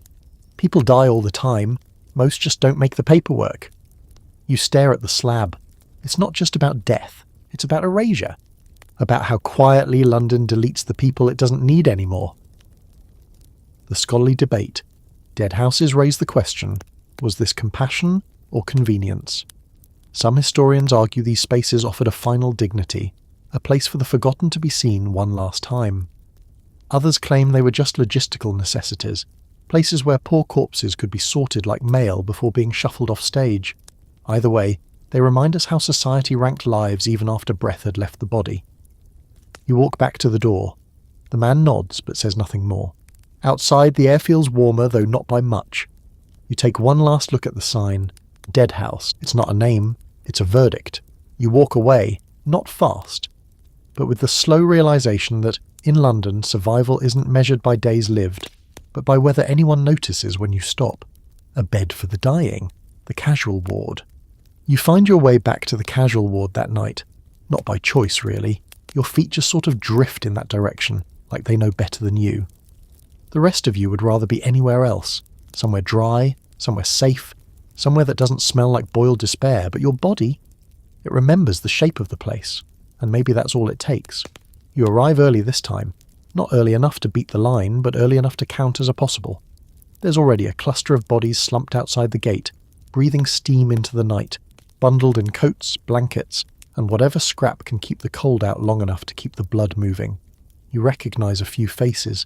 One-eyed Clem still scratching his phantom rash. A girl with a cradle made of twine and nothing in it. And Lewis? Still Lewis. Still standing. Still coughing like his lungs are making an escape attempt.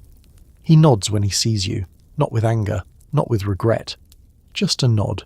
You nod back. He says nothing about last night. You say nothing about taking his place. That's the rule here. You don't talk about line numbers. It's not polite. Eventually the gate opens. Same voice, same face, same pencil worn to a stub, 10 admitted. The rest? Left to find what they can in the frostbitten corners of the city. This time, Lewis gets in, and so do you. Barely. You're both ushered into a different room than before. An annex, the clerk says. Not for sleepers. For the others. The ones who aren't just cold and poor, the ones who are dying. You walk down a narrow corridor, the air thick with vinegar and lye. Someone must have tried to scrub the rot out of the walls. It didn't work. The stink just got offended and dug in deeper. At the far end is a long room with rows of what they're calling beds. They're not beds, they're shelves. Wooden platforms, each about 4 feet long and just wide enough for a body.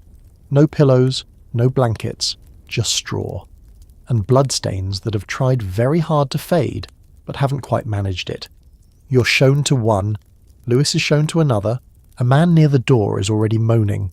His shirt is open, his chest blotched with purple bruises that look like they're blooming. His breath rattles like a coin in a tin cup. Fact check.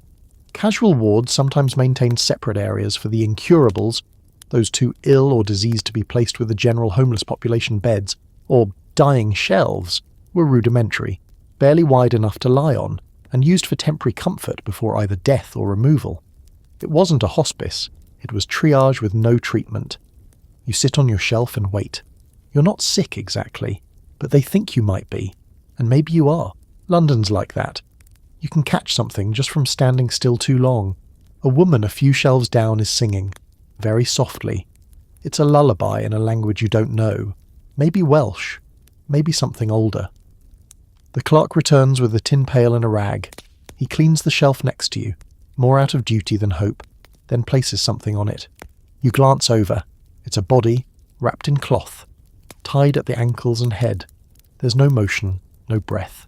No one says anything. The man moaning near the door gasps, then stops.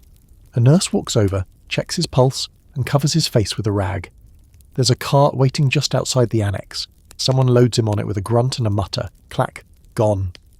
Lewis turns his head toward you. How long you think you'll be here? You shrug. Depends how fast it spreads, he says. What spreads? He gestures at the shelves. Whatever they have. He's not wrong. Some are coughing. Others just stare. One man keeps whispering names, over and over like he's praying to ghosts. A young girl sleeps near the window. Her eyes are sunken, her lips blue. You're not sure she's sleeping. Quirky fact. In overcrowded casual wards, sick and healthy people were often mixed without concern for contagion. Typhus, tuberculosis, influenza. Take your pick. If you came in with a cold, you might leave with a coffin. Staff often lacked training and supplies were limited to vinegar, linen and crossed fingers. The woman stops singing, someone else starts crying. The cart outside rolls away. Lewis says, they'll come back for more. You know he's right. You lie back on the shelf and stare at the ceiling. There's a crack in the plaster that looks like a map of the Thames. You imagine tracing it with your finger, walking along its edges, finding your way back to some version of yourself that still believed in blankets. The scholarly debate. Were dying wards in workhouses a mercy or a failure? Some argue they were the only available option for the destitute sick, proof of institutional compassion in a brutal age. Others see them as warehouses for the expendable, designed not to heal but to contain death long enough to keep it from staining the nice parts of town. Lewis coughs again. You look over. He doesn't look good. He notices you staring. I'll be fine, he says. Just need a few nights on wood and vinegar. You want to believe him, but you remember the cart, and the cloth-wrapped body beside you, and the fact that the city never wastes a shelf unless it's planning to reuse it soon. You close your eyes, and try not to breathe too deeply. Maggot soup and charity lies. You wake to the sound of someone choking. Not a delicate cough, not the polite handkerchief kind. It's wet, laboured, repetitive. The kind of sound that means someone's lungs have started giving up before the rest of their body got the memo. You sit up. Lewis is still on the shelf next to yours. He's turned away now, back hunched like a dying dog, shoulders twitching with each breath. He doesn't speak. You're not even sure he's awake. The girl by the window hasn't moved since last night. You don't check her. You don't need to. Eventually the door creaks open and a woman in a grey uniform walks in with a tray. Breakfast. Or the thing they call it here. She walks between the shelves, setting down bowls with all the care of someone dealing cards to ghosts. Yours arrives, tin, dented, still warm, which is a small miracle. Inside is a kind of broth, technically. A pale grey sludge with a few floaters. You poke it with your finger. Something moves. Maybe just steam. Maybe not. Lewis stirs, sees his bowl. Soup, he says flatly. You nod. He doesn't reach for it. You ask, what's in it? He leans back against the wall and says, bits. Bits of what? He shrugs. Questions will ruin it. Fact check. Victorian workhouse gruel and soup were infamous for their lack of anything resembling nutrition. Thin, often overboiled water with a few turnip scraps, sometimes thickened with flour or bone meal. But during lean times, or in the casual wards, anything went. Records show reports of bread mould, insect larvae, and even sawdust being used to give it body. If you were lucky, it was just flavourless. If you weren't, it bit back. You sip it anyway, because you're hungrier than you are proud. It's salty, vaguely sour, and there's a grit to it that shouldn't be there. You swallow. It stays down, barely. Across the room, someone vomits. Not from sickness, from breakfast. A nurse rolls her eyes. Should have held it down, she mutters. The girl by the window still doesn't move. A tall man on the far shelf raises his bowl with theatrical flair. To health, he croaks, and tosses back the entire portion in one gulp. Then he wipes his mouth with the sleeve of a coat that once belonged to someone taller, someone richer, someone alive. You glance at the woman beside you, the one who moaned all night. She's awake now, staring at her soup like it owes her money. Where's the rest? She asks. You say, that's all. She laughs. It's not a joyful sound, more like dry bark. I've seen more flavour in a bucket of street water. A nurse hears her and barks back, "It's charity. Be grateful." The word charity hits the room like a thrown shoe. Everyone hears it. No one agrees. Lewis, without opening his eyes, says, "Charity's just guilt with a halo." Someone nearby claps, slow and sarcastic. Quirky fact. In the 1800s, several religious and moral societies funded workhouse meals and shelters, often attaching strict requirements, mandatory sermons, lectures on sobriety, or proof of moral improvement. Charity came with conditions, many of which had more to do with reforming your soul than feeding your stomach. And if you questioned it, you were ungrateful. The tall man raises his bowl again. Bless the righteous and their maggot soup.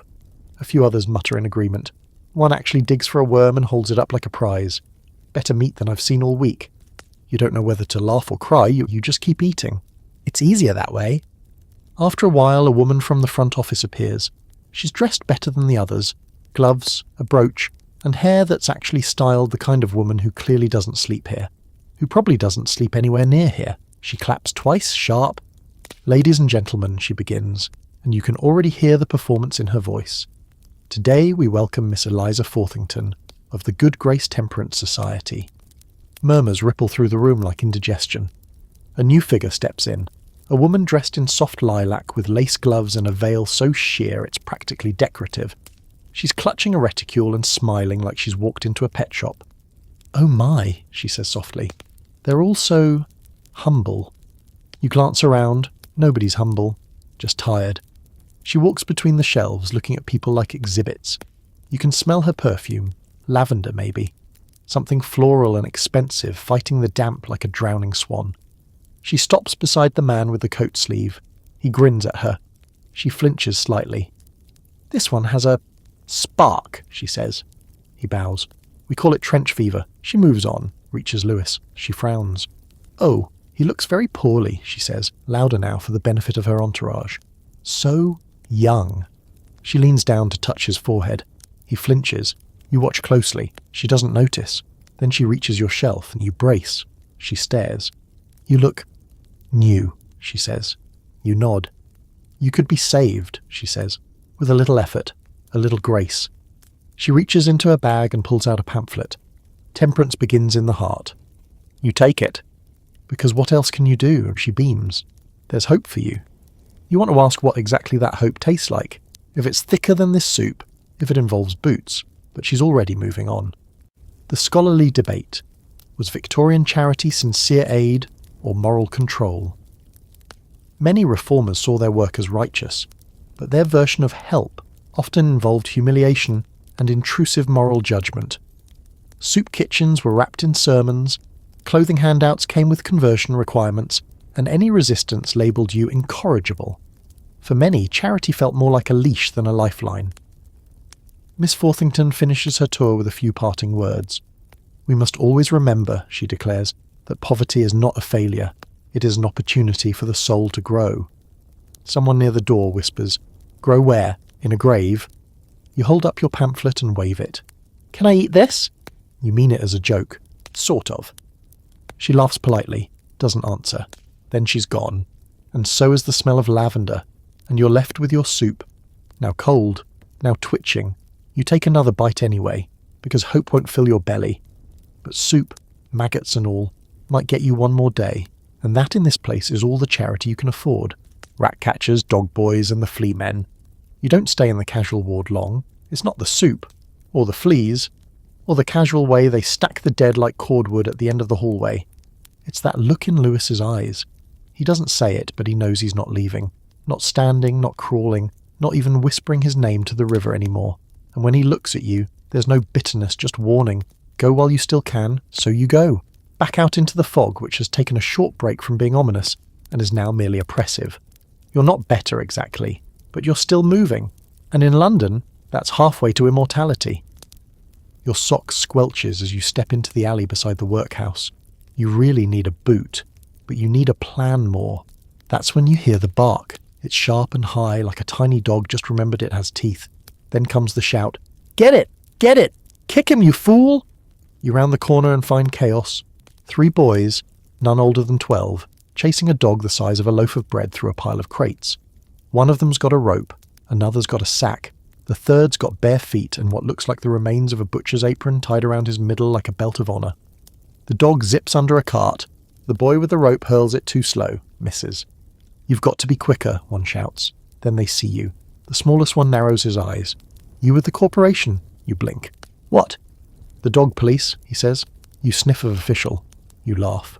It's probably the best compliment you've had in days. They relax a little. "Did you want in?" the apron boy asks. "Half shares if you help." "In what?" "Dog job," he says, as if it's obvious. "For a taxidermist or a rat pit, or Mrs. Holloway's supper.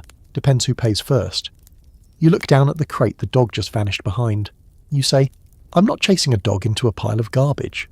The smallest boy nods sagely. "Fair." Instead you sit and watch. They're dog boys, one of London's stranger sub-professions. Half scavenger, half salesman. Kids paid pennies to catch strays and either sell them for meat, to people who really didn't ask questions, or to pit fights, or, if the dog was lucky, to someone who wanted a pet and didn't care that it had a limp and probably fleas. Sometimes they worked for rat catchers, which is when you hear the second racket, this time from a man shouting in a sing-song baritone, "Rats for show, rats for sport, rats for life." You can't help yourself and you follow the sound, and there he is. The rat catcher, tall, greasy coat, long stick with a sack at the end, a cage on his back full of writhing, squealing movement. One rat's got a ribbon around its middle, another has only 3 legs and the cold dead eyes of a veteran. He sets down the cage and grins at you, a mouth full of teeth like chipped gravestones. "Interested?" he says. "Just caught 2 beauties near the baker's privy. One's got fight in her like a constable's wife." You take a respectful step back. He shrugs. "Suit yourself. City's got more rats than church mice these days." Fact check. In Victorian London, rat catchers were a real, recognised trade. Many made good money, either from the city itself or from private pest control gigs. Others went rogue, capturing rats and reselling them to gamblers who held ratting matches. Throw a terrier into a pit and see how many rats it could kill in under a minute. Not a pretty business, but it paid. You ask the man what he does with the ones that don't fight. "Pets mostly," he says. "Ladies like the tame ones. They're clean-ish."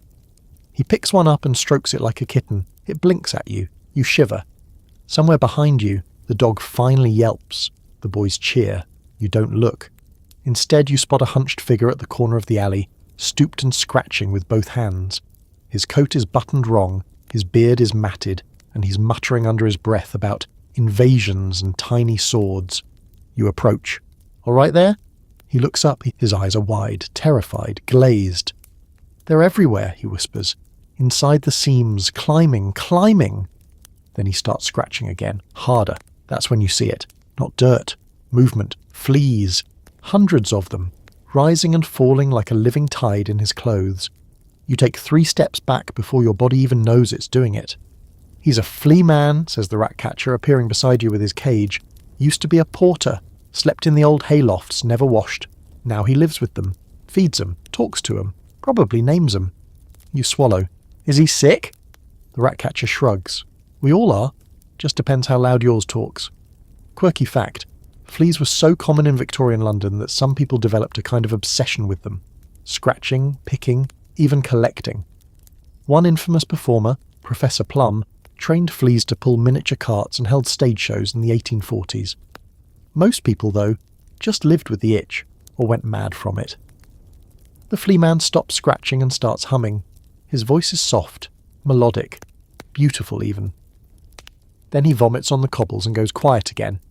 You decide that's your cue to move along. As you walk, the rat catcher tips his hat. "See you at the pits," he says cheerfully. You don't ask when. You don't want to know. The scholarly debate. Were these so-called vermin trades signs of society's resilience or its decay? Some argue that rat catchers, dog boys, and even flea men represented a kind of grotesque economy, jobs formed from necessity and filled by ingenuity. Others claim it was a symptom of a society willing to profit off anything, including filth, death, and madness. London, after all, doesn't throw anything away, it just finds a buyer. You pass the dog boys again. The sack is moving. One of them waves. 3 pence and a halfpenny, cheap for something still breathing. You wave back, then keep going. Because you're not sure what scares you more, the rats in cages, or the ones that wear shoes. Queen Victoria's parade rolls right by. It starts with trumpets. Not loud ones, not the kind that demand your attention, but distant, fussy brass that seems to be apologising for interrupting whatever filth you are quietly dying in.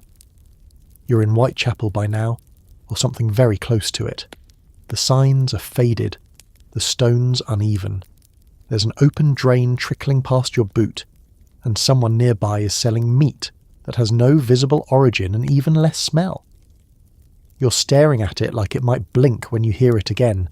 The trumpets, then drums, soft ones but with rhythm, military, practiced. You follow the sound. So does everyone else. People start leaning out of windows. A woman tosses dishwater onto the cobbles and then yells at someone to bring her shawl.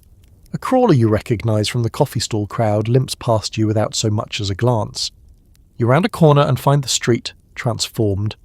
Not clean, not exactly, but cleared. People line both sides like makeshift theatre curtains, faces dirty but lit with curiosity. A boy perches on a barrel, a girl on her father's shoulders. A man has climbed halfway up a lamppost and waves to someone on the opposite side like it's all a festival. Then the carriages appear, glossy, black and golden trimmed. The horses are spotless, white plumes, polished hooves. They don't belong here. They glide like they're on clouds, somehow avoiding every pothole and splash of mud, a miracle in itself. Inside the first carriage sits a man with a chest of medals and a face like a mouldy apple. Then, in the second, Queen Victoria. Or so someone whispers. You can't quite see her. The window's half fogged, and there's a veil, and the sun's glinting just enough off the glass to hide her properly. But the shape's there, a silhouette, upright, regal, still. She looks smaller than I thought, someone says. She's closer than I thought, someone else adds, and then silence. Because there she is, the queen of an empire built on steam, sugar, soot and spine, and all of it has passed right through here, through you, and no one looks down, not once. Fact check. Queen Victoria did occasionally tour parts of London by carriage, often as part of state events or moral campaigns. But whether she truly saw the slum she passed through is debated. Her advisers often routed her through cleaner areas, and her journals rarely mention the poor in any depth. Still, to those on the streets, her passing was a moment. Not because she acknowledged them, but because she didn't. The carriage rolls by, then another, and another, all polished steel and powdered faces, men in top hats, women in feathers, a child with curls the colour of gold and a bonnet that cost more than your last week of food. You glance around, the crowd is still, silent, waiting for something. But what? Applause? A crumb tossed from the window?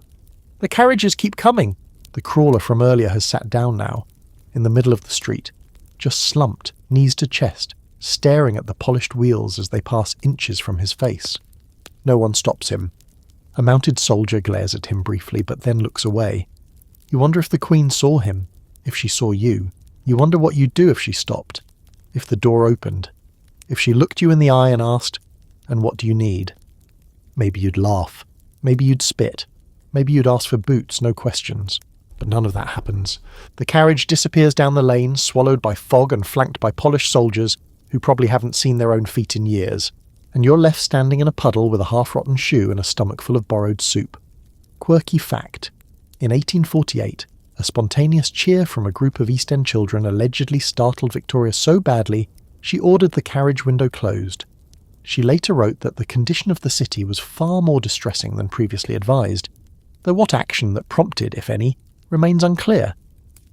Some historians believe the entire incident was fabricated by newspapers, trying to provoke sympathy or outrage. The street begins to unfreeze. People slowly disperse, the spell broken. A man hawks royal sausage from a greasy cart. A woman mutters about lost time. A child tries to mimic the Queen's posture, straightening her spine like it might unlock a different kind of life. The crawler hasn't moved. You go to him, not out of charity, out of curiosity. He's awake, eyes open, hands limp. "She didn't see me," he says, not bitterly.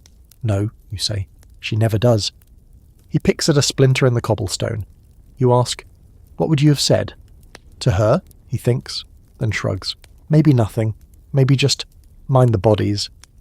You sit beside him for a moment, because the parade's over, and the colds come back, the scholarly debate.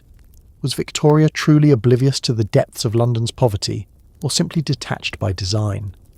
Some scholars suggest she was insulated by layers of bureaucracy, advisors, and her own trauma. Others argue she chose not to see, because to see would mean to act, and to act would mean admitting the empire wasn't as glorious as the carriages suggested. The crawler lies back now, his spine pressed against the stone. She looked tired, he says. You nod. So do we. The fog curls low again. A trumpet echoes faintly in the distance, but it's not for you. Never was. The street that eats the young. You don't walk far before it hits you, that low hum beneath the cobblestones. Not sound, exactly. More like a feeling in your knees. A signal. The kind of vibration that says you've entered a part of the city with teeth. You've heard whispers of it. Names that come and go like bruises. Kitty's Alley, Lavender Collapse, Little Hell. No one maps this place. It's not on any register, but everyone knows it. It's the street that eats the young. You step into it like someone entering a church. Careful, head down. It's oddly quiet at first. The buildings lean over you like conspirators, their walls close enough to touch. Clotheslines hang above, sagging with grey laundry and things that definitely aren't fabric. A boot, a rabbit carcass, something shaped like a doll but too long in the arms. Then you see them. The girls, not women. Girls. 14 maybe, or 12, trying hard to look 16. Their dresses are made of compromise, fabric cut from charity bins and curtain remnants, stitched together with borrowed thread and desperation, hair done up with pins that shimmer like they once belonged to someone richer. Faces powdered, rouged, made up like the masks of women 3 times their age. And behind the makeup, behind the eyes, nothing but smoke and calculation. You don't need to ask what they're doing, you don't want to. They lean against doorways, chat idly with men twice their size, laugh too loud at jokes that aren't funny. They slip coins into their shoes, hide bruises under lace, reapply lipstick with the edge of a broken mirror. One girl meets your gaze. She's small, bony, with a scarf wrapped too tightly around her neck and a gap in her teeth where a sweet used to live. She smirks. You lost, love? You don't answer. She steps closer, inspecting you like you're a horse up for auction. You look like you've been stepped on. Feels about right, you say. She nods. Street'll do that. She doesn't tell you her name. None of them do. Names are dangerous here. Names belong to girls who think they'll live long enough to be remembered. Fact check. Child prostitution was rampant in Victorian London. Poverty, abuse and abandonment pushed thousands of young girls into survival sex work. Some were as young as 10. Legal protections were virtually non-existent until the late 1880s, and even then enforcement was weak. Most were arrested more often than their clients. They called it falling. The city called it vice. But everyone knew what it really was. Inevitable. You ask her quietly, "Why here?" She glances around. Because anywhere else they throw you out, or throw you in. She means the workhouse, or prison. She steps back into the shadow of a doorway as a man walks past. Tall, with a cane and a polished moustache. He doesn't look at her. She doesn't look at him, but something passes between them. A glance, a nod, a memory. He likes girls who hum, she says once he's gone. Told me once I reminded him of a tune he forgot. You don't ask what he paid. Quirky fact. Some girls on the streets adopted affectations, singing, whistling, walking with exaggerated grace, not because they enjoyed it, but because it matched the preference of regular customers. Victorian men romanticised street innocence, often referring to young girls as faded blooms or shattered songbirds in diary entries and newspapers. The cognitive dissonance was impressive and deadly. Further down, another girl is sitting on the step of a pub that doesn't open until after dark. She's barefoot, has one arm tucked under her shirt like it's broken. Could be real, could be bait. A man in a suit stops, kneels beside her, says something low. She nods. They walk off together. She limps for effect. You don't follow. The girl with the scarf leans against the wall beside you. Saw a friend of mine last week, she says suddenly. Used to work this street. Gone 6 months. Came back with a fur coat and a hair ribbon the colour of fire. You nod. Lucky? She snorts. She's a ghost now. Just hasn't finished fading. Then she pushes off the wall and strolls back into the blur of red lips and false laughs. And you? You stand there, staring at the stones beneath your feet, because this street eats people, not quickly, not cleanly, just enough to make them leave pieces behind. The scholarly debate.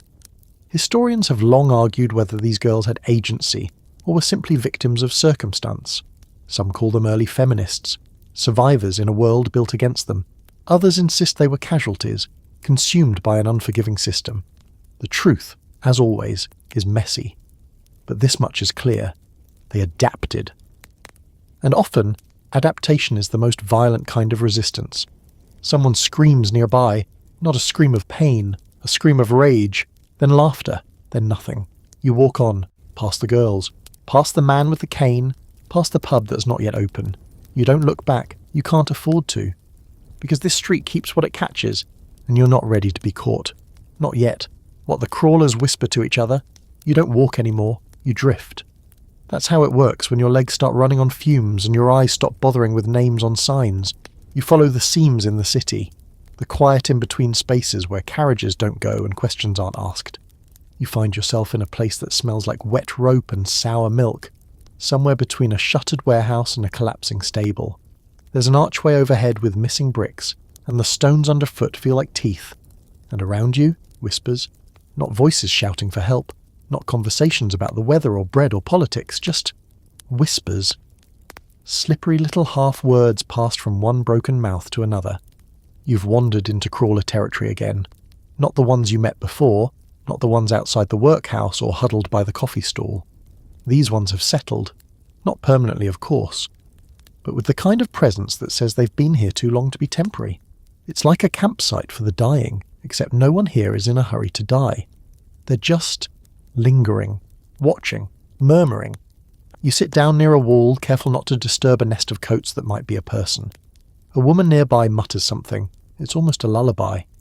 Dust in the soup, bones in the bread, come back with a crown or don't come back dead. You blink. She rocks back and forth. Not singing to you. Not even to herself, really. Just to the air. Another man, crouched in the shadows, speaks through a scarf that might once have been a necktie. 5 men went in the drain. Only 4 came back. The 5th one was lighting the way. Swear it. A girl with no boots and fingernails black with grime mutters, "Heard there's bread in the bishop's bin. White bread. White, like snow. Not the grey stuff." A child murmurs something you can't understand, sitting cross-legged, eyes open too wide. You listen, and you start to get it. They're not really talking, not to each other, not even to themselves. They're whispering to stay alive. Fact check. In Victorian London, many long-term homeless individuals developed near-constant muttering habits, often mistaken for madness. Some historians believe it was a psychological coping mechanism, a way to simulate human connection in the absence of any. Others suggest it became a learned behaviour, whispering as a way to preserve memory, belief, even identity, when no one else listened. You hear another man. He's sitting behind a wagon wheel wrapped in a sailcloth. They burn the coats after, won't say why, say it's bugs. But it ain't. It's what's inside the seams. That's where the dreams live. You burn the dream, or it comes back too loud. You ask him what dream. He looks up. "Yours," he says, then goes back to muttering. Another woman tells a story to no one at all. She stares into a gutter as she speaks.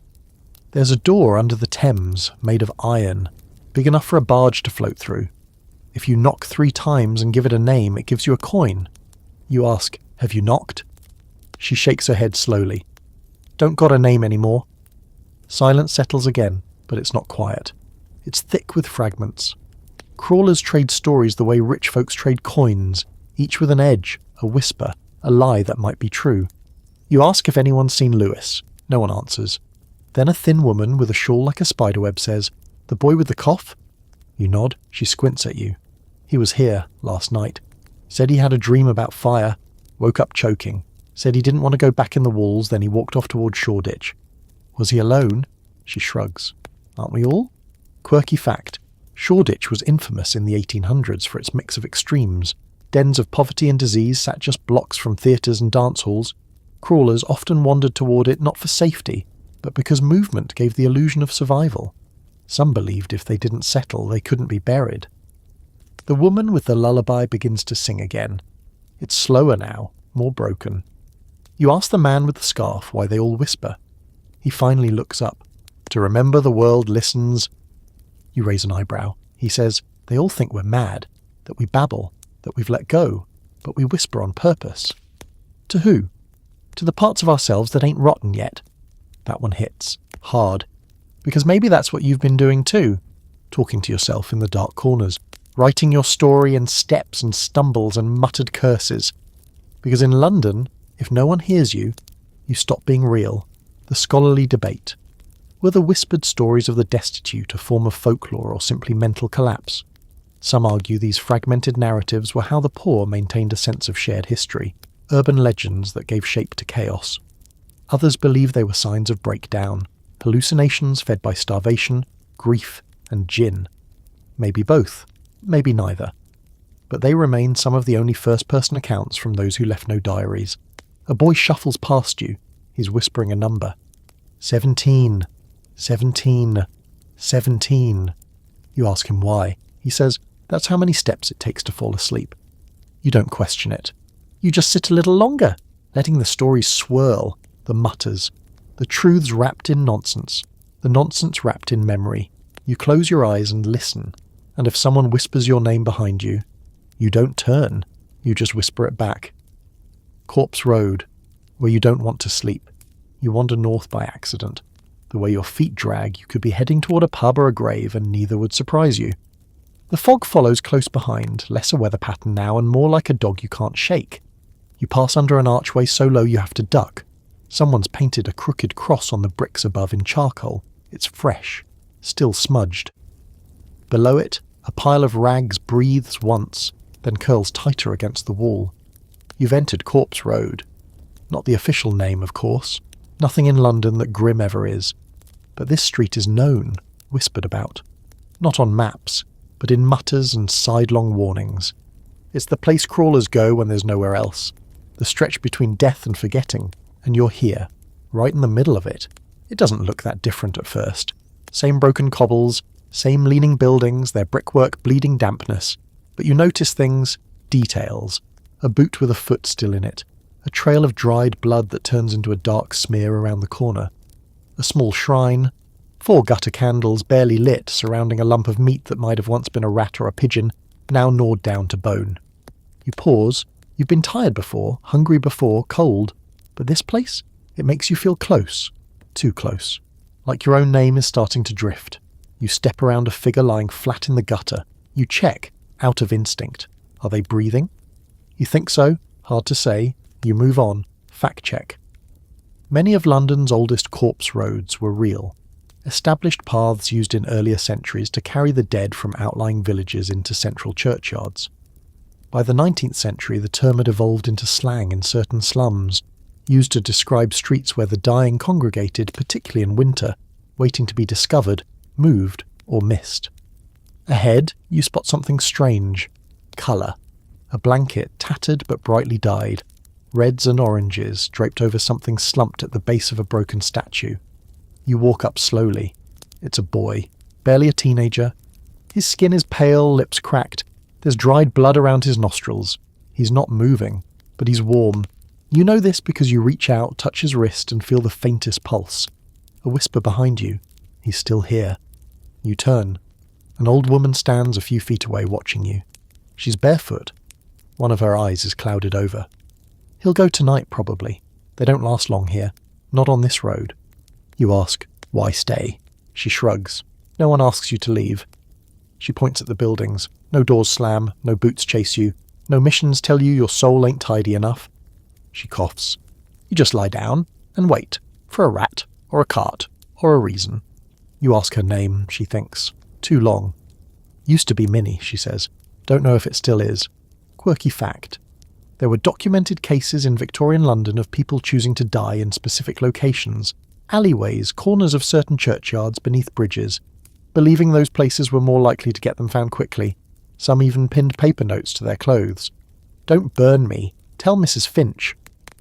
The boy beneath the blanket stirs. You crouch. He opens his eyes, barely. Is it morning?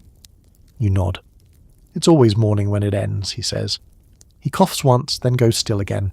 You don't know what to do. You don't want to know what comes next. Then you hear the wheels. Clack, clack, clack. You step away from the boy. The cart rounds the corner and same as before, wooden wobbling, a man pulling it like he's dragging his own grave. He sees the boy. Stops. Then he turns to you. Not yet, he says. You nod, he moves on, past you. Down Corpse Road, one hand dragging a hook. The scholarly debate. Were places like Corpse Road acts of communal decay or twisted compassion? Some historians say these were death zones, society's failure written in stone and snot. Others argue they were the only honest corners left, places where people could die without shame, without sermon, just quietly under the open sky. You sit beside the boy a while longer. He opens his eyes once more, smiles. Tell the cart man, not today. You promise. He falls asleep again. You stay, because someone should, even here, even on the road that eats names, inventing a ghost to get a meal. By morning, Corpse Road looks different, but only because daylight lies better than gaslight.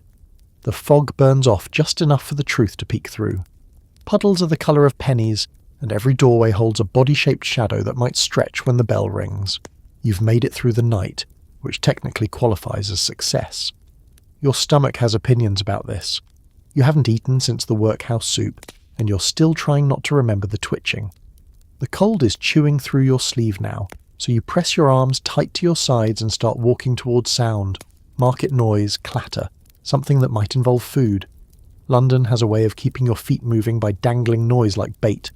When you reach Bishopsgate, the street feels almost alive. Hawkers bark through the smoke. Hot pies! Hot pies! Halfpenny haddock. Pickled eels, still looking at you. Everything smells like grease and salt and faint hope. You lean on a post and count coins you don't have. 0. Excellent. So now you have to trade in the only currency left. Story. A boy near a fish stall catches your eye.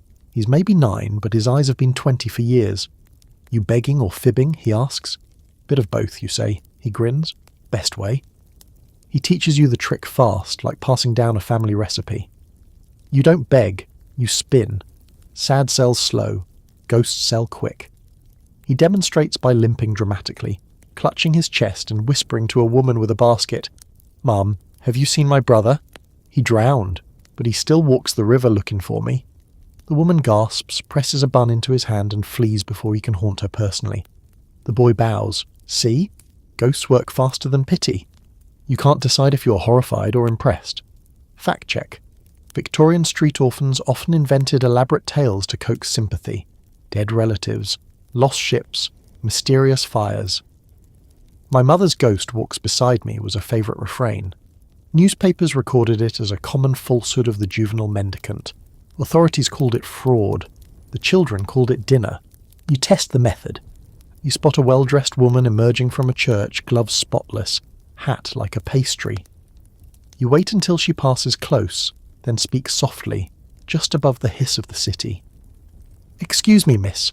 You look a bit like my sister. She passed last winter. Fever took her. Sometimes I still see her in faces that shine. You look down, like you've rehearsed humility all your life. It works better than you expect. The woman freezes, throat tightens, and she produces a coin like it's being exorcised from her purse. She presses it into your hand and says, "May God keep her." Then she's gone. The coin is warm from her glove, heavy as guilt. You pocket it anyway. The boy laughs. You're a natural. What's her name? Who? Your ghost sister, course. You glance at the coin. Doesn't matter. She already got me breakfast. Quirky fact. Ghost stories were practically a civic hobby in the 19th century. Every alley had one. Every pub swore its own.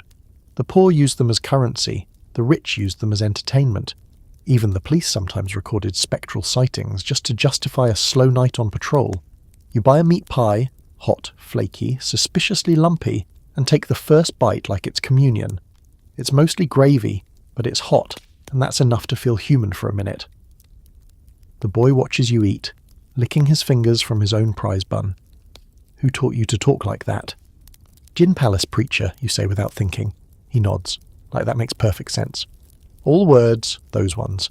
No boots. You finish the pie down to the crust and lick the grease from your thumb. What about you? You got a ghost? He smirks. Loads. I rent 'em out. Then he grows quiet. Had a real one once. Little sister. Drowned in a barrel behind a tannery. They said she was stealing hides. She weren't. You don't know what to say, so you do what Londoners do best. You act like silence is conversation. He changes the subject first. Church lady's still about. If you cry a bit, she'll give you 2 more coins. Tell her the ghost sings hymns. You almost laugh, but then you see her again. The same woman from before, collecting tracts, speaking kindly to the vicar. Her face has that tired softness of someone who wants to believe the world still listens. You could do it. 1 more lie, 2 more coins. You don't. Not today. The scholarly debate. Was Victorian mendicant lying pure manipulation or a form of narrative survival? Some scholars liken it to folklore performance, children crafting myths that mirrored society's hypocrisy. Others dismiss it as petty crime. Either way, it blurred the line between deceit and art. When truth never fed you, invention had to. The boy notices you hesitating. Too good for ghosts now. You shake your head. She already gave me 1 miracle. He tilts his head. Then what'll you eat tomorrow? You look at the coin again. It's already cooling in your palm. Maybe honesty. See if it's cheaper. He laughs until he coughs. You flip him the coin. Buy something warm. He catches it mid-air, startled. Why? Because ghosts don't need dinner. He watches you go, coin clutched tight, grin half real, half mocking. Behind you, he calls out, if she asks, tell her I said thanks. For what? For letting us keep the lie. His voice echoes down the lane, swallowed by fog and bells. You walk faster, pie still burning in your stomach, guilt cooling in your hands. London rewards invention, but it never forgives it. And somewhere, between truth and hunger, you start to wonder which side you're haunting. Night doctors and body snatchers. You're sleeping under an overhang now. Not much of one, just a plank roof over a doorway nobody's used in years. Smells like smoke, ash, and something sweet gone sour. There's an old crate beside you, and a cracked bottle of something that might have been milk when Victoria was still young. You curl into the wall, letting your spine bend with the brick. It's one of those rare hours when the city goes quieter than it should. You hear breathing, not yours. Not human either. You try not to check. But then you hear a cart, a small one, wooden wheels on stone, and footsteps, light, careful. Not like the bone cart. Those men announce themselves. This one, he doesn't want to be noticed. You sit up just enough to peer out. 2 men dressed in coats too clean for this part of town. One of them carries a sack over his shoulder. The other holds a lantern, shuttered so the light only shines a sliver. They move like they know what they're doing. Like this isn't their first time sneaking through alleys where the fog has teeth. You stay quiet, you know what this is. Body snatchers, resurrection men, or, in the darker corners of the city, night doctors. Fact check. In Victorian London, medical schools needed cadavers to teach anatomy, but legal bodies, those of executed criminals, were in short supply. The Anatomy Act of 1832 allowed unclaimed corpses from workhouses to be used, but demand outstripped supply. Enter the resurrectionists, men who dug up fresh graves, lifted bodies from dead houses, or snatched the dying off the streets if no one was watching. The 2 men stop near a pile of rags that might be a crawler or a corpse. One kneels, lifts the arm, no protest, no movement. The man nods. The other drops the sack beside the body and begins unrolling it like he's unpacking a picnic. You stay frozen. If they see you, they might assume you're another body. Or worse, not enough of one. You've heard stories. Quirky fact. Some body snatchers carried sharp sticks or metal rods to test for death. Light stabs to check for flinching. It wasn't science, it was business. They didn't want to dig up or haul someone who might suddenly start screaming. Though some didn't mind if they did. If you sold the body before it stopped twitching, the payment was higher. Fresh meant something different in those circles. The lantern shifts. You see the face of the man with the sack. Young, almost soft-looking. His eyes are focused, but not cruel. Just detached. The kind of detachment that says, I stopped being surprised 3 bodies ago. They lift the crawler gently. He's stiff, but not yet cold. Wrapped in the sack, no words, no ceremony. Then they move on. Past you, one glances your way. You hold your breath. Too still to be alive, too warm to be dead. He pauses, tilts his head, then moves on. The cart rattles down the alley and disappears into fog. You exhale slowly. You stay seated, knees pulled in, back against the door. The city's quieter now, colder. You look down at your own arms, still yours, still moving, but not by much. The scholarly debate. Were body snatchers opportunists or essential workers? Some historians argue they were just the blunt instruments of science, necessary villains in the rise of modern medicine. Others say their trade was an extension of systemic cruelty, an industry that preyed specifically on the poor, whose deaths were cheaper, whose graves were unguarded, whose lives had already been deemed less worthy. You lie back down, but sleep doesn't come. You imagine the sack, the softness of it, the way the man wrapped the body like a child in a blanket, and you think, maybe there is kindness in it. Not the taking, but the way they don't flinch anymore, the way they still use two hands. You don't know what they'll do with the body. Could be sold to a school, could be opened, drained, mapped like a city, could end up in a jar or in 10 pieces in 10 classrooms. You're too tired to care, but part of you wonders what would happen if they came for you. Would they ask your name? Would they check your hands for work lines, your teeth for gin rot? Would you be worth more if you had shoes? You look down at your sock, still damp, still torn. You whisper to no one, "Don't take me till I've got 2 boots." No one answers. But in this city, silence is the answer. Always. When it rains, you drown standing up. It begins as a mist, gentle, sneaky. London never throws a proper storm without warming up first. The air thickens, then tickles, then dampens like breath on glass. You feel it on your scalp where your hair's thinned from sleep and scabs, then down your back. A shiver. Not from cold, just the recognition of what's coming.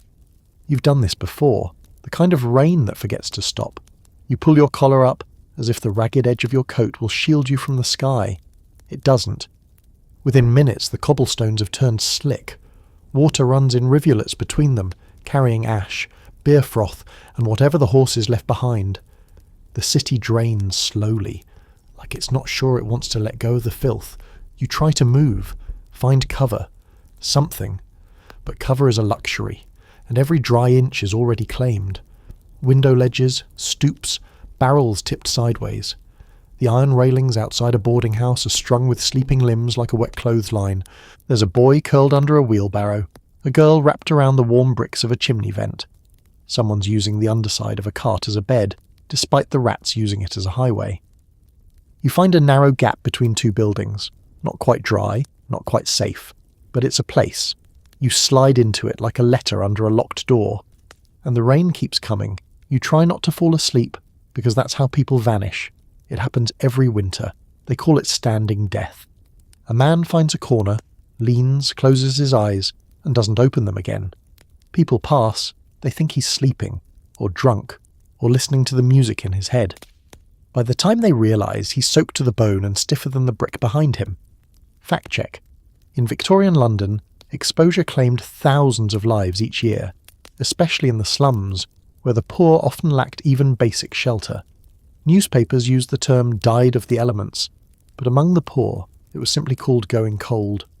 Many bodies were discovered upright, slumped in doorways, mistaken for sleep until too late. It was quiet, painless, and entirely preventable. You watch as a woman walks by with a cloth sack over her head, singing softly through the storm. Her song turns to a cough halfway through a verse she doesn't stop. A man pushes a cart of bones, real bones, through the rain. Probably dog, maybe worse. He wears goggles. You're not sure why. The water's rising, not a flood, but enough to soak your boots again, and that half sock you're still pretending is serviceable. You shift your weight, but it makes no difference. The rain finds you anyway. It always does. Then, from somewhere near, you hear the slosh of footsteps, too slow for urgency. You glance out. It's the flea man. Again. He's barefoot now. His coat is soaked through and clinging like skin. He walks with his head tilted, listening to something you can't hear. He stops near you, just a few feet away. He doesn't speak, doesn't look at you, just stands there. You whisper, "You all right?" He doesn't answer. But then he smiles. The rain pours down his cheeks like tears, but his grin is wide, ecstatic. "They're all climbing," he says. You don't ask who. He raises a finger, points at the brick wall. They know it's time. Wet makes them dance. You turn away, because you don't want to see what he sees. Quirky fact. Victorians had a peculiar belief that certain illnesses, fevers, hallucinations, even insanity, were loosened by rainstorms. The idea was that damp air opened the pores, not just of the skin, but of the mind. Some doctors even prescribed light mist to calm the agitations of the spirit. Ironically, many patients just ended up cold, wet, and significantly less alive. The flea man eventually moves on, still smiling, still pointing at walls. You stay in the gap. The water creeps higher. You feel it under your thigh now, dripping from your elbow. The city's rhythm changes when it rains like this. Everything slows. People talk less. Doors stay shut longer. The whole place hunches like it's waiting for the sky to get bored and move on. You think about warm things, or try to. A cup of tea, a dry sock, a face you haven't seen in weeks. Lewis, still coughing somewhere, or gone cartward. The rain doesn't care. The scholarly debate. Did the Victorian poor adapt to bad weather, or simply endure it? Some researchers argue that communities developed micro-habits, shared warm spots, rooftop routes, code taps for shelter. Others believe there was little organisation, only grim patience. Either way, most deaths weren't from lightning or floods, but from quiet, creeping cold that ate through coats and willpower. You shift again, your back aches, your shoulders are numb, you're not even cold anymore. Which is worse, because that's the stage when people fall asleep and you bite your cheek hard. The taste of blood reminds you, you're still inside yourself, still anchored, for now. The rain finally begins to lighten, not stop, just become less punishing. You slip out of the gap and back into the street. You're heavier now, soggy, wrinkled, a sponge with shoes. But you're not standing dead, not yet. And in London, that counts as a win. Music for the ones who never dance. You're walking again, half frozen, half asleep when you hear the tune. It starts as a faint vibration beneath the drip of rainwater, like something plucked from the bones of the street itself. Then it grows, a waltz, uneven but alive, spilling from somewhere ahead. You follow it, because you always do. London's full of songs you can't afford to ignore. The sound leads you to a courtyard behind a pub called the Lucky Finch. The name's optimistic.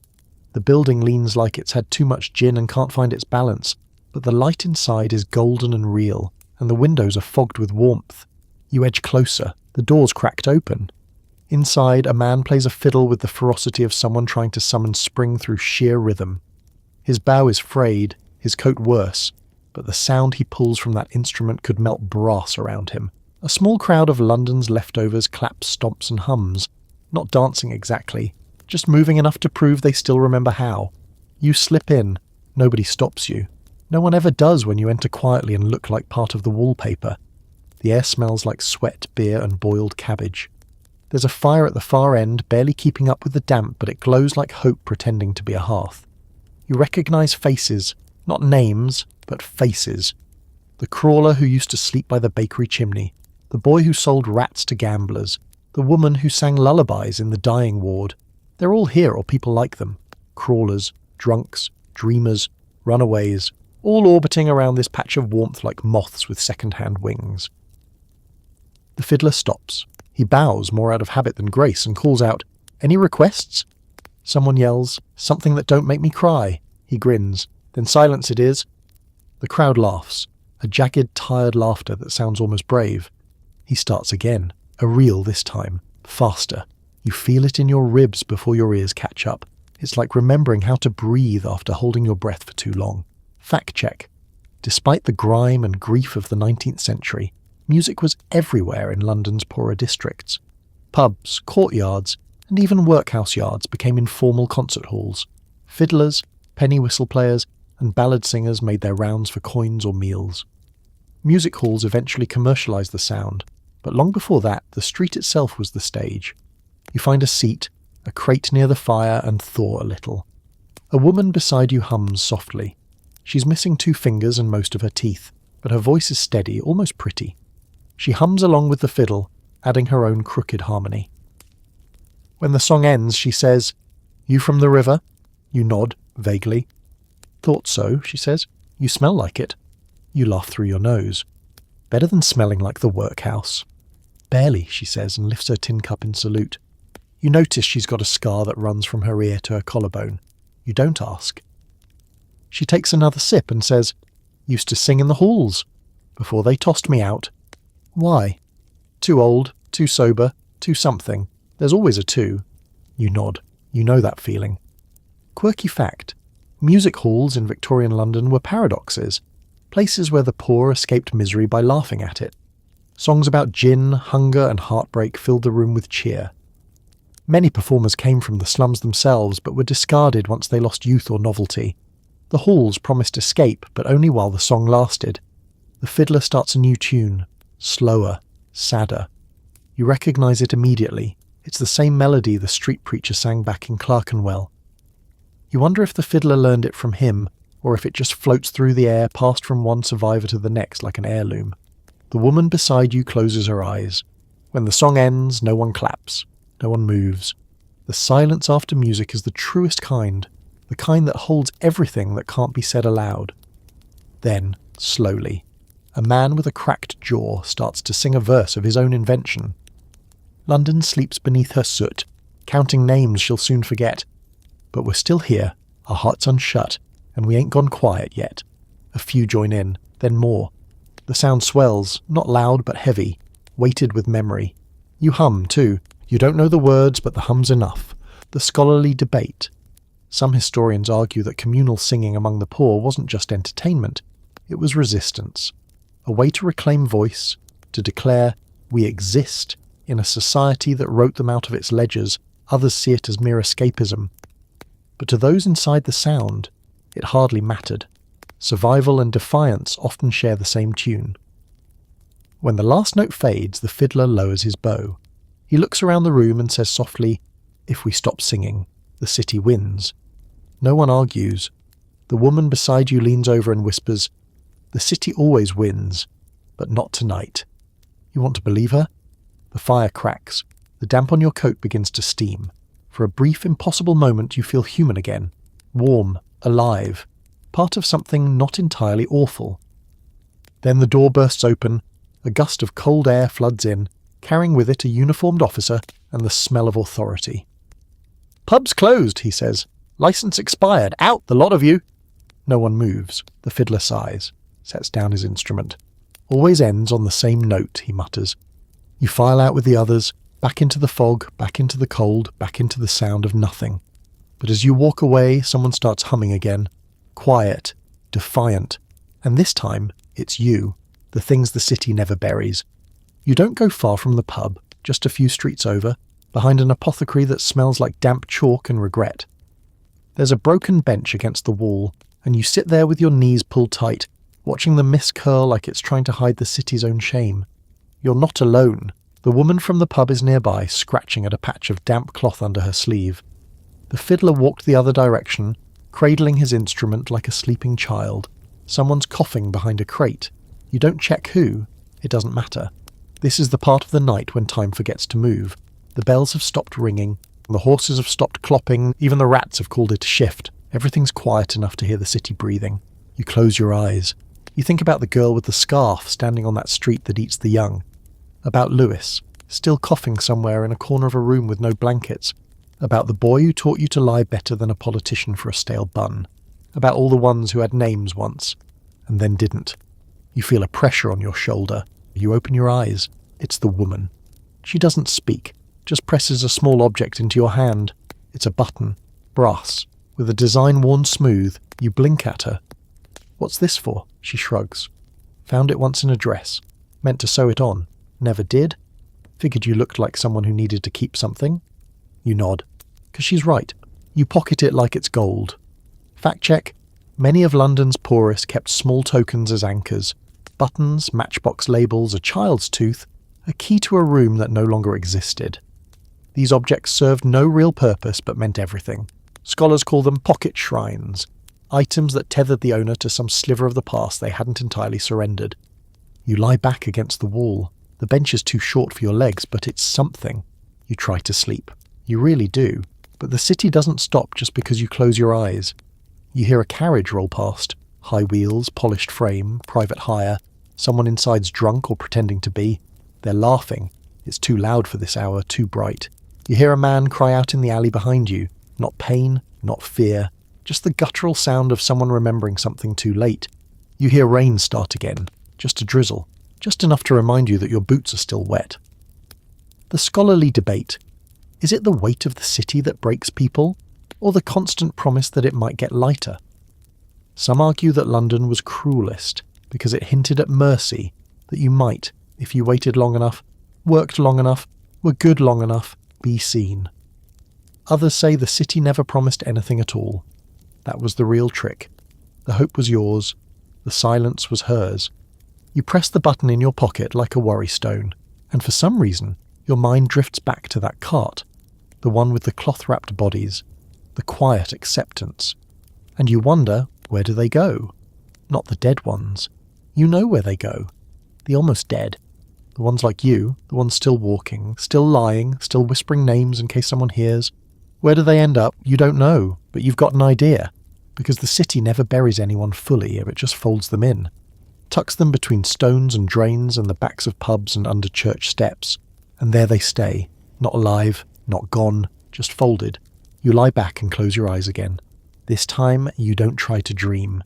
You just let the rain tell you a story about a girl who sang lullabies to corpses, a man who smiled as fleas crowned his brow, a street where ghosts whispered prices, and a city that kept count, but only sometimes. You're still counting. Still here, still not buried, not yet. So here we are, at the edge of the story, and somehow you've made it through. You're still breathing, still blinking, still very much not folded into a wall, which is impressive, really, considering where we've been. Let's take a moment and look back gently. You wandered through the bones of Victorian London, not the corset-laced romance of it, but the belly of the beast. You saw what crawled, what coughed, what sang through missing teeth and gnawed through grave dirt. You met the ones who refused to die properly, the ones who lied beautifully, and the ones who whispered truth so raw it left a scar. You walked with crawlers, ate soup with maggots, invented ghosts for breakfast, and listened to music meant for people no one ever invites to dance. You stood in the rain until the city forgot to bury you. That's no small feat. Most don't make it that far. And here's the thing. None of this was fiction.